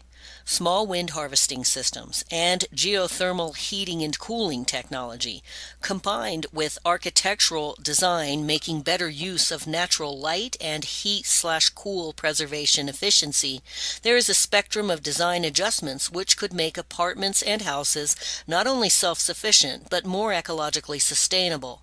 Coupling this with reuse designs for water preservation, along with other approaches to optimize energy/resource efficiency, it is clear that our current methods are enormously wasteful when compared to the possibilities. Extending outwards to city infrastructure, we see the same failures almost everywhere with respect to such applied systems. For example, an enormous amount of energy is used in the process of transportation. While the electric vehicle has proven viable for full global use, even though lobbying efforts and other market limitations have continued to keep its application well behind the gasoline-powered norm, many system-based methods also go unharnessed. Apart from a general necessity to reorganize urban environments to be more conducive to convenient mass transit networks, removing the need for numerous autonomous vehicles, simply reharnessing the powered movements of all transport mediums could dramatically alleviate energy pressures. A technology called piezoelectric, which is able to convert pressure and mechanical energy into electricity, is an excellent example of an energy reuse method with great potential. Existing applications have included power generation by people walking on piezo-engineered floors and sidewalks, streets which can generate power as automobiles cross over them, and train rail systems which can also capture energy from passing train cars through pressure. Aerospace engineer Haim Abramovich has stated that a stretch of road less than a mile long, 4 lanes wide, and trafficked by about 1,000 vehicles per hour can create about 4 megawatts of power, enough to power 600 homes. Other theoretical applications extend to pretty much anything that engages pressure or action, including minor vibrations. For example, there are projects working to harness the seemingly small-scale energy production, such as texting on a cell phone in an effort to charge the phone while the phone is simply being touched or moved, applications to harvest energy from airflow from airplanes, and even an electric car that uses piezo tech in part to charge its itself as it travels. If we think about the enormous mechanical energy wasted by vehicle transport modes and high-traffic walking centers, such as downtown streets, the potential of that possible regenerated energy is quite substantial. It is this type of systems thinking that is needed in order to maintain sustainability while actively pursuing a global energy abundance. Material production/access.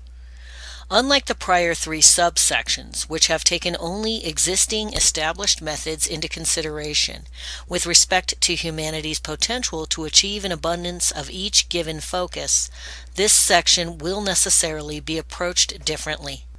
The problem with creating a basis for an overall material abundance extrapolation in a similar manner, taking into account general raw materials, is that the level of industrial revision needed to embrace the high degree of efficiency sought is radically different from current traditional practices. In other words, we cannot definitively extrapolate in the same way, using an existing singular process or genre technology in order to draw such a conclusion about the level of productivity possible on the whole. This is because the true abundance generating efficiency mechanism is to be found in the large-scale system orientation, taking into account the synergy present between the sustainability laws inherent to the natural world and the level of efficiency incorporated within the entire societal operation. For example, today there are over 1 billion automobiles in the world. From a narrow view, the idea of an abundance of automobiles would perhaps imply, based on the current property-oriented framework, that every human being on the planet should then own a private automobile. Put bluntly, this is the wrong perspective and an outgrowth of a non-synergetic conditioning which is common to the market system's reinforcement of property as value. From the standpoint of efficiency and sustainability, it is extremely wasteful to employ one automobile per person due to the fact that a person actually only drives, on average, only about 5% of the time. Otherwise, the automobile sits in parking lots, driveways, and the like. In the city of Los Angeles, California, about 1,977,803 automobiles are reported as in use as of 2009. In abstraction, based on this use time average of 5%, only 98,890 automobiles would actually be needed to meet the transport time needs of the current use demand, assuming a sharing system. In other words, in principle, only 98,890 automobiles would be needed to meet the transport needs of 1,977,803 people. Furthermore, for the sake of argument, with all other modes of public transport ignored, and with the entire population of Los Angeles, 3.9 million people, needing to be mobile for 5% a month, only 195,000 automobiles would be needed in abstraction to meet the average use time of 3.9 million people. Likewise, in the United States, in 2008, it was recorded that 236.4 million consumer vehicles were being used. With a U.S. population of 313 million, using the 5% use statistic once again, it would take 15.6 million automobiles to meet use demand. That is an 83% decrease in automobile output to meet the needs of all Americans, a 32.4% increase in use or access based on total population in theory. Of course, please note that it is well acknowledged here that such an extrapolation is merely for speculation, as obviously many other complicating factors come into play in real life that would adjust this equation greatly. The point here is to give the reader a sense of synergy. What should be pointed out is the noted increase in efficiency, where substantially fewer automobiles are needed to meet the transport needs of substantially more people, due to a system-based synergetic reorientation, in this case a car-sharing system.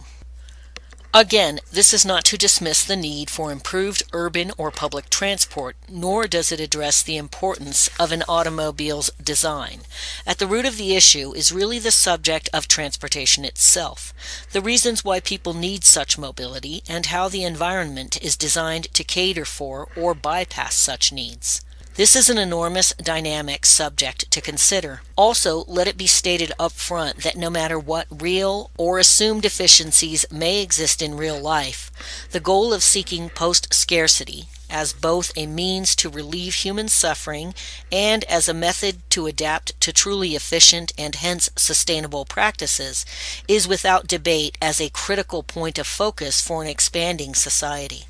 It could be well argued that only a perverse society would willfully choose to persevere with a system that knowingly preserves scarcity for profit and establishment preservation when it is intellectually clear that such a condition is no longer needed, and hence any such related human suffering resulting is also no longer needed. As argued prior, the market economy is not just a response to a scarcity-based worldview, it is also a preserver of it. The market structurally requires a high degree of scarcity, as an abundance-focused society would eventually mean less labor for income, less turnover, and less profit on the whole. If society woke up tomorrow to a world where 50% of the human job market was automated, and where all food, energy, and basic goods could be made available without a price tag due to increased efficiency, needless to say, the job market and monetary economy as we know it would collapse. Value shift.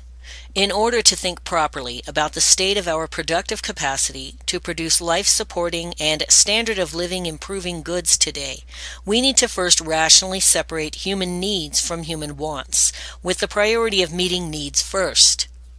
While this distinction may appear like a controversial opinion to many, in a world where now 46% of the total wealth is owned by 1% of the population, in a world where roughly 1 billion do not get basic nutrition, in a world where 1.1 billion people live without clean drinking water, and 2.6 billion people lack adequate sanitation, in a world where 100 million people do not have shelter, in a world where 3 billion live on less than $2.50 a day, and in a world where 1.2 billion do not even have electricity.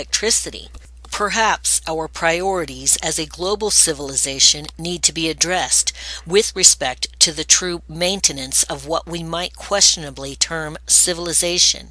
The truth is, this priority is not a mere poetic gesture, it is a public health requirement. The process of our physical and psychological evolution has created human needs.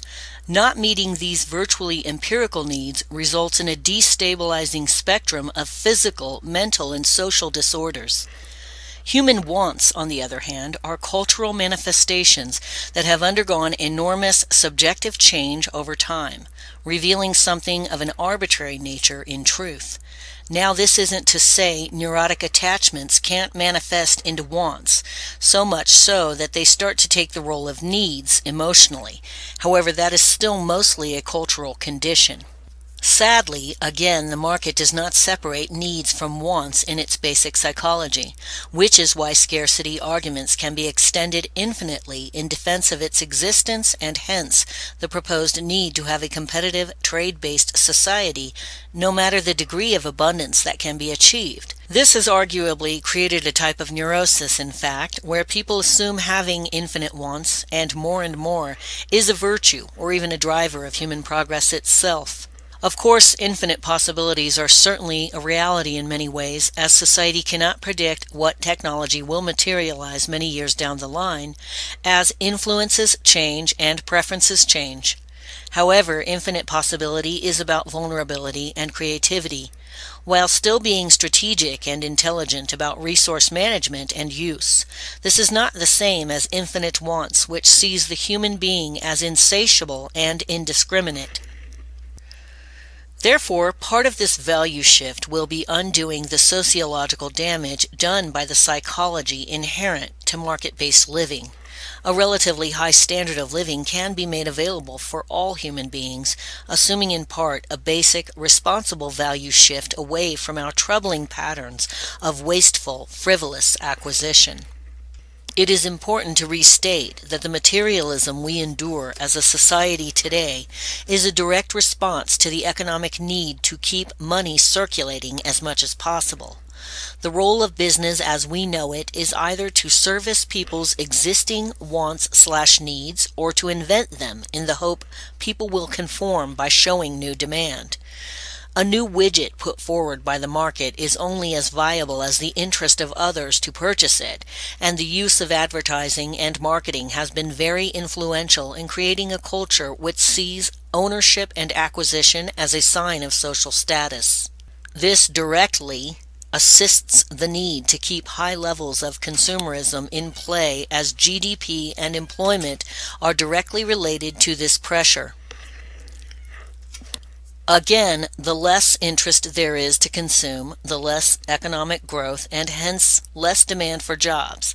This slows the existing state of a market economy and creates a systemic loss of well-being for many. It can be well argued that a culture which has decided that acquisition and expansion is the path of progress/success, promoting constant consumption and seemingly infinite economic growth, is going to eventually hit the limits of sustainability on a finite planet. In clear terms, this trend is one of disorder. Social success and progress can only mean, in part, finding balance with the habitat and the other human beings who share the habitat. Sadly, the market system's entire premise contradicts this sustainable value, as the mechanism of economic unfolding does not reward conservation and the reduction of consumption in a direct sense. Put another way, the market is a scarcity-based structural approach that paradoxically seeks increased levels of consumption to operate efficiently. So, an analysis of our material capacity to bring common goods into a post-scarcity abundance to exceed the needs of all humans on Earth cannot be discussed without also understanding necessary sustainability-oriented revisions, which will substantially reduce our resource use footprint at the same time. In short, the new industrial design approach is to deliberately increase the performance per unit of how we use our resources, seeking to always move along the route of doing more with less. Within this logic, as noted, a series of pressure alleviations toward increased sustainability and production simplification/efficiency would occur.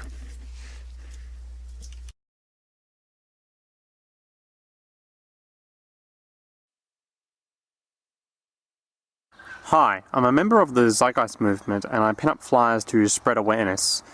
Once I found one of my flyers covered in graffiti, which you can see. I'm not going to read it here, but you can pause this video in a moment to read it. But this video is in response to this sort of graffiti.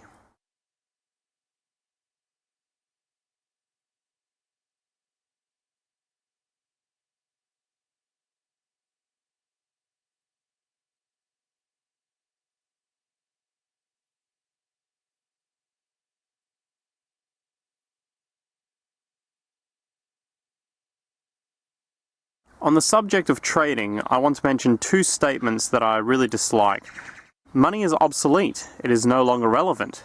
This statement is only valid when referring to automation. At no point in history has trading or money been a valid practice, as this video will explain. So this statement is slightly misleading. The second statement is a lot more infuriating to me. The Federal Reserve and fiat currency is corrupt, but if we go back to honest barter and trading, society will be so much better. This is what I'd call delusional. The objective of this video is to explain how. First, a quote.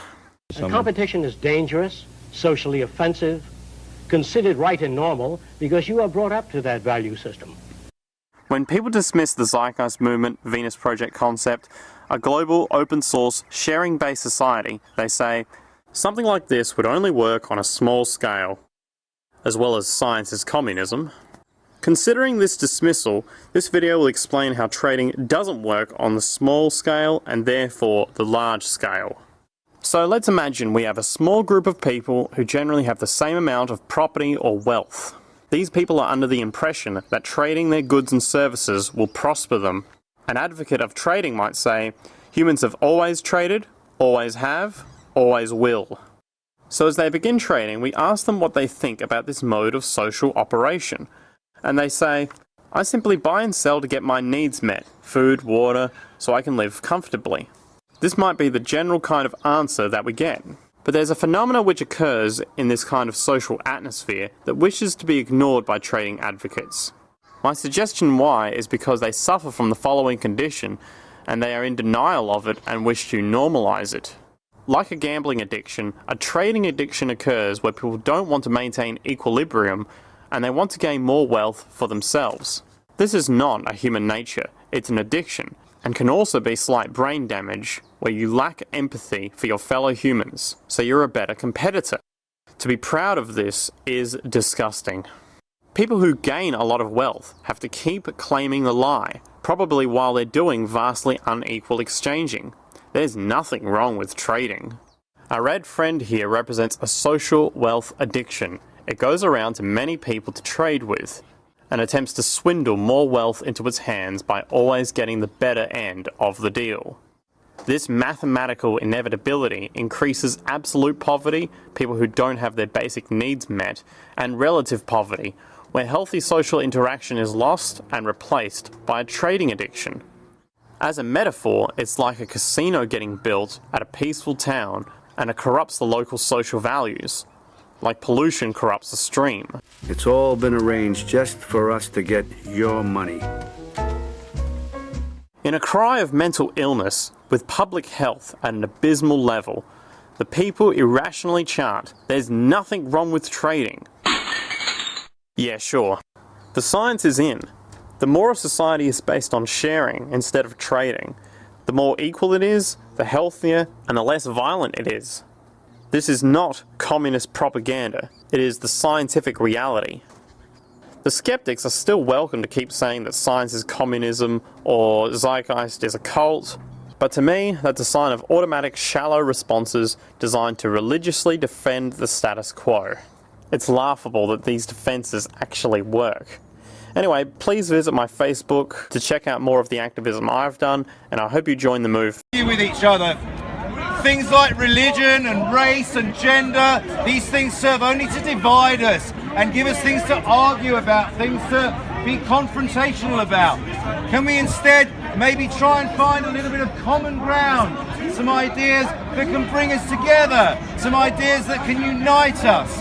Because it is really important that we unite and come together to try and fight the ever-increasing inequality that's going on in this world.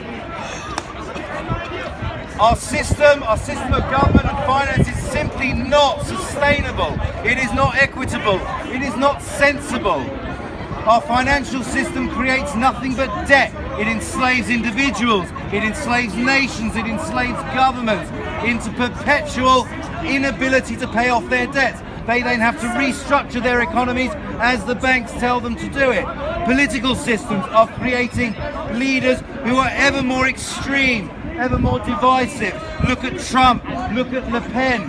The rate of inequality is increasing exponentially. Though you would have heard in January of this year, there was an article in the papers about how the richest 8 people in this world, 8 people, the richest 8 people have the same wealth as the poorest 3.7 billion people. 3.7 billion people here, 8 people here. They have the same amount of wealth. How can this be right? It's insane. Many ways that this is perpetuated. Our educational system does not prepare us to be challenging of our governments. We just listen and do as we're told. We are dumbed down to the point where our minds have become fertile soil for the myths that marketers and advertisers and propagandists plant in there. Wars are fought for blatant reasons of acquisition of resources. We go to Iraq because we want the oil. We go to Afghanistan because we want their lithium and because we want to lay pipelines there. Every single war we fought for the last 50 years has been for one reason and one reason only: gaining control of the local resources and installing permanent military presences there. plenty of money, right? Always plenty of money around to fight wars with. Plenty of money to bail out bankers with.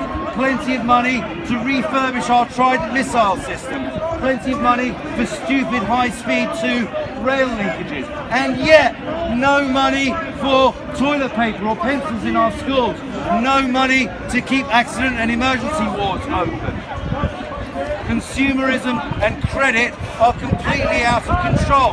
Workers are exploited all over the world, being paid less than $1 a day to dig cobalt out of the ground. No protective equipment. Children as young as 4 dying so that we can have cobalt for our mobile phones. It simply cannot go on like this. It's a bloody mess. Our system is dysfunctional in many, many, many ways. Not to mention unbelievably wasteful. Our energy is still now being produced primarily by burning fossil fuels, despite the fact batteries have been around since 1800, fuel cells have been around since 1839, solar panels since 1954, windmills and water mills have been around for centuries. They've been generating power for 100 years now. We've got geothermal, we've got tidal power. These things have not even begun to be exploited yet.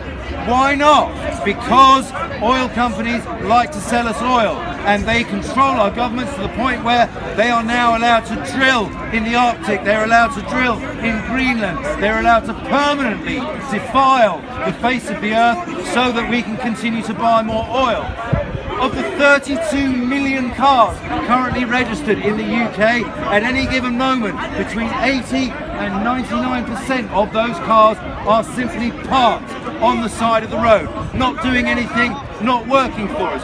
All of that metal, all of that rubber, all of that glass, just sitting there, not serving us, blocking 2 lanes of the road with permanently parked cars where traffic cannot pass through. In a sensible world, we would have come up with some kind of car sharing scheme by now, where a dozen people jointly own one car and they figure out how to share it sensibly between them.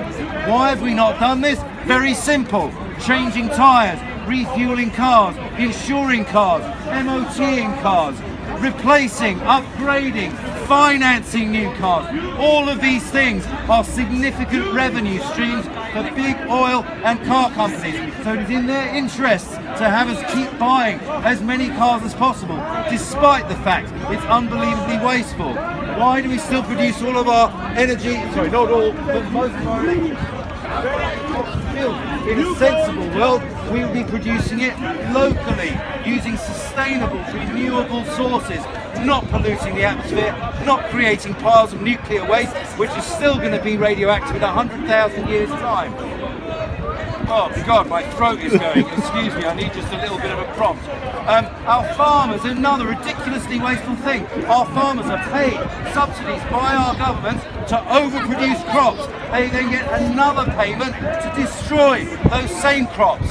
The overproduction of food in the Western world is more than enough to feed all the poor people in the starving parts of the world. Our pharmaceutical companies make hundreds of billions of pounds of profits every single year, and yet we still have upwards of 100,000 people die every single day on this planet, a third of them children, because of poverty and because of preventable disease. In a sensible world, surely this simply could not happen. When jobs are automated, a machine, a robot is invented to do a job that humans used to do. In our world, what that means is people lose their jobs, they don't earn money, they can't support themselves, they can't support their families. In a sensible world, if a dull, boring, dangerous job is automated, it should be a cause for celebration. People don't have to do this shitty job anymore. People have more time to spend with their families, more time to spend on leisure. But that's not how our world works. Our educational system is unchanged for 150 years. Our educational system is designed to train people to work in factories, to do those very dull, repetitive jobs that are now being automated. In the modern world, an education system should be teaching people to be creative thinkers, to be innovators, to collaborate and cooperate with each other, to come up with creative solutions to problems, rather than teaching them a bunch of dull, pointless facts which they can look up on the internet and then examining them on their ability to regurgitate those facts, and if they do a good job, they get rewarded with an A. This is not a sensible way to run an educational system. But then we do not live in a sensible world, do we? In our world, children are more concerned with outcomes than they are with learning anything. They're more concerned with popularity than they are with integrity. They're more concerned with image than they are with character, more concerned with blame than they are with responsibility. In our world, people spend more time with their phones than they do with their friends. In our world, people spend more money on servicing their debts than they do on servicing their families.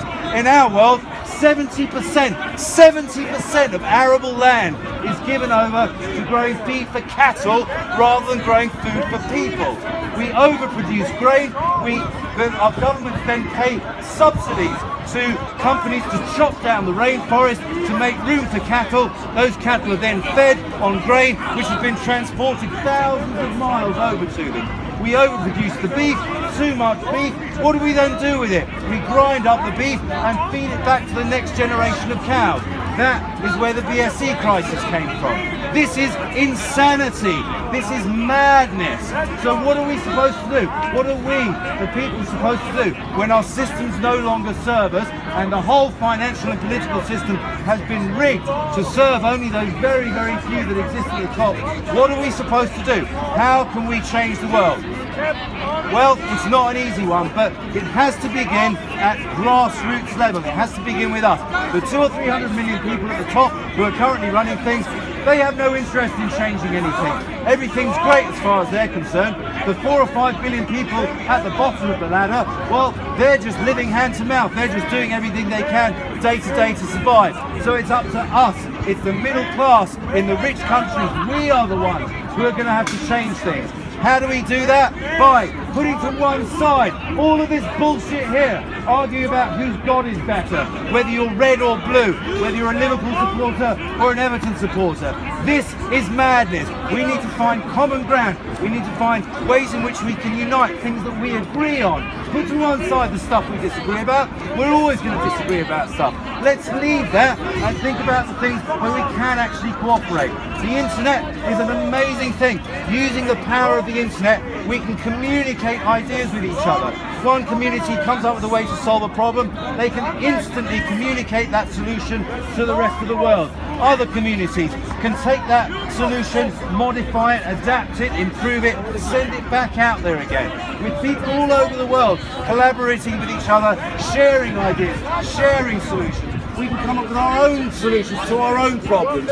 Turn away from the centralised control structures of government and finance, and eventually, if enough people can do this, they will become powerless, they will become obsolete, they will become irrelevant. Finally then, they may collapse and we can build something more resembling a human society out of the rubble. That's pretty much all I have to say, but I would very much welcome anyone who wants to ask anything, talk a little bit. We have leaflets here, we've got little slips of paper to websites if you want to learn more, but please start thinking about these things, because really we are talking about an extinction level event here. The reason that human beings are the dominant species on this planet right now is because of our ability to collaborate and work together and share. All of this that you see around you today, the argument, the fear, the division, the separateness, this is the beginning of the end of us as a species. If we can't figure out a way to leave our differences aside and come together, we are coming to an end as the dominant species on this planet. Thank you very much for listening. Those of you who did, I appreciate it. We hold these truths to be self-evident, that all men are created equal.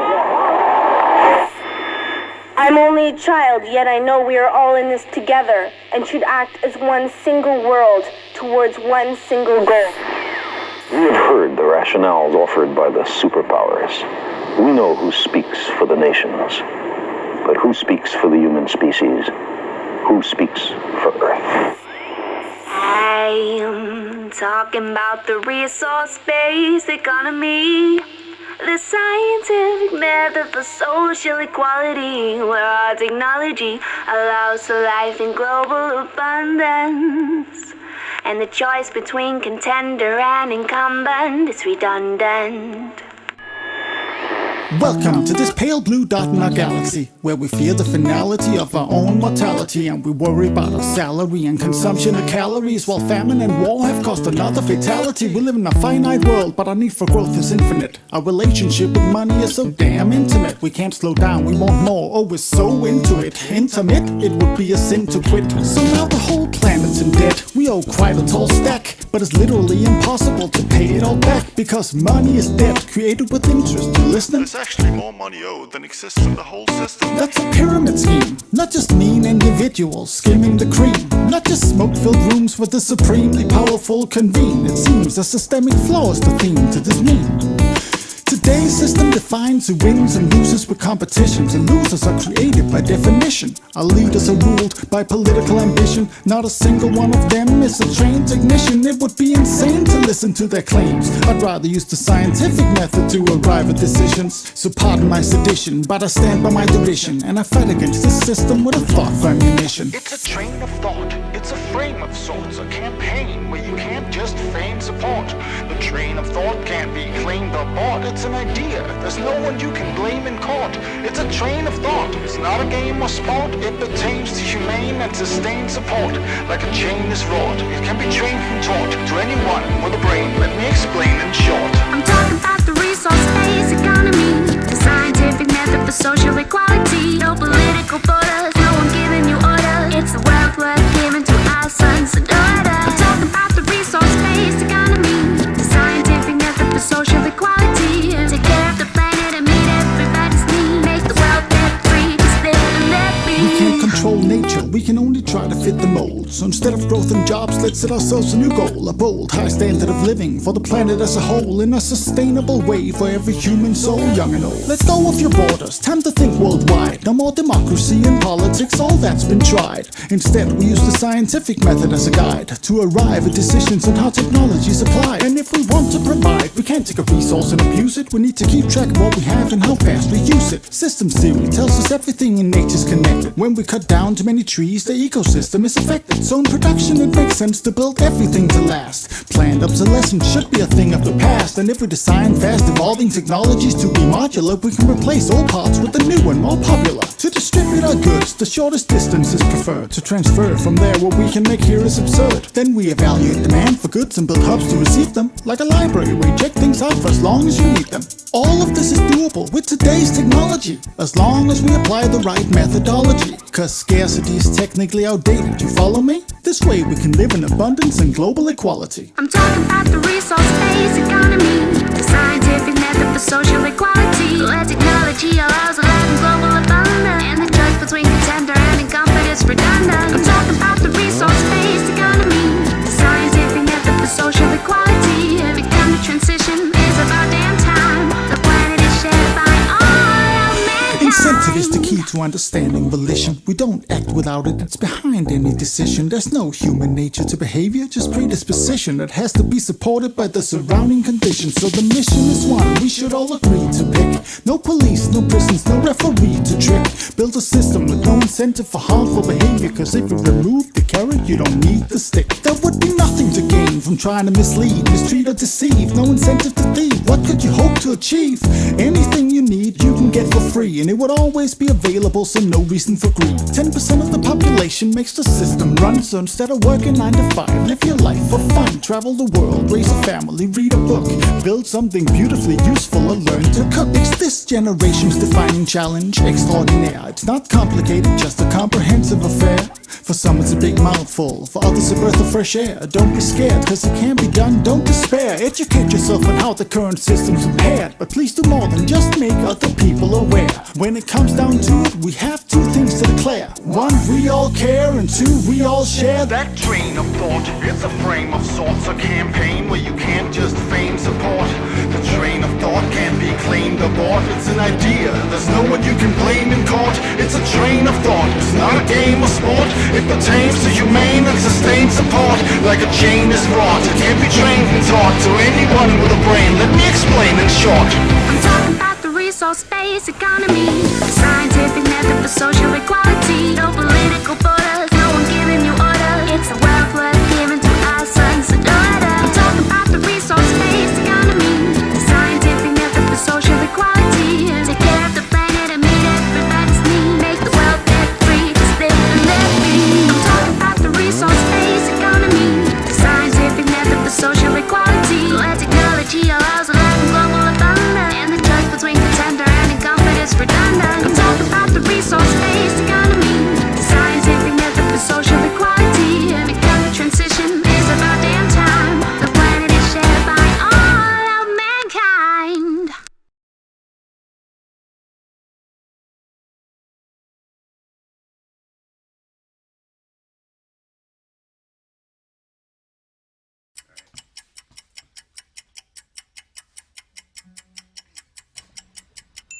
I wish I could say everything's just peachy.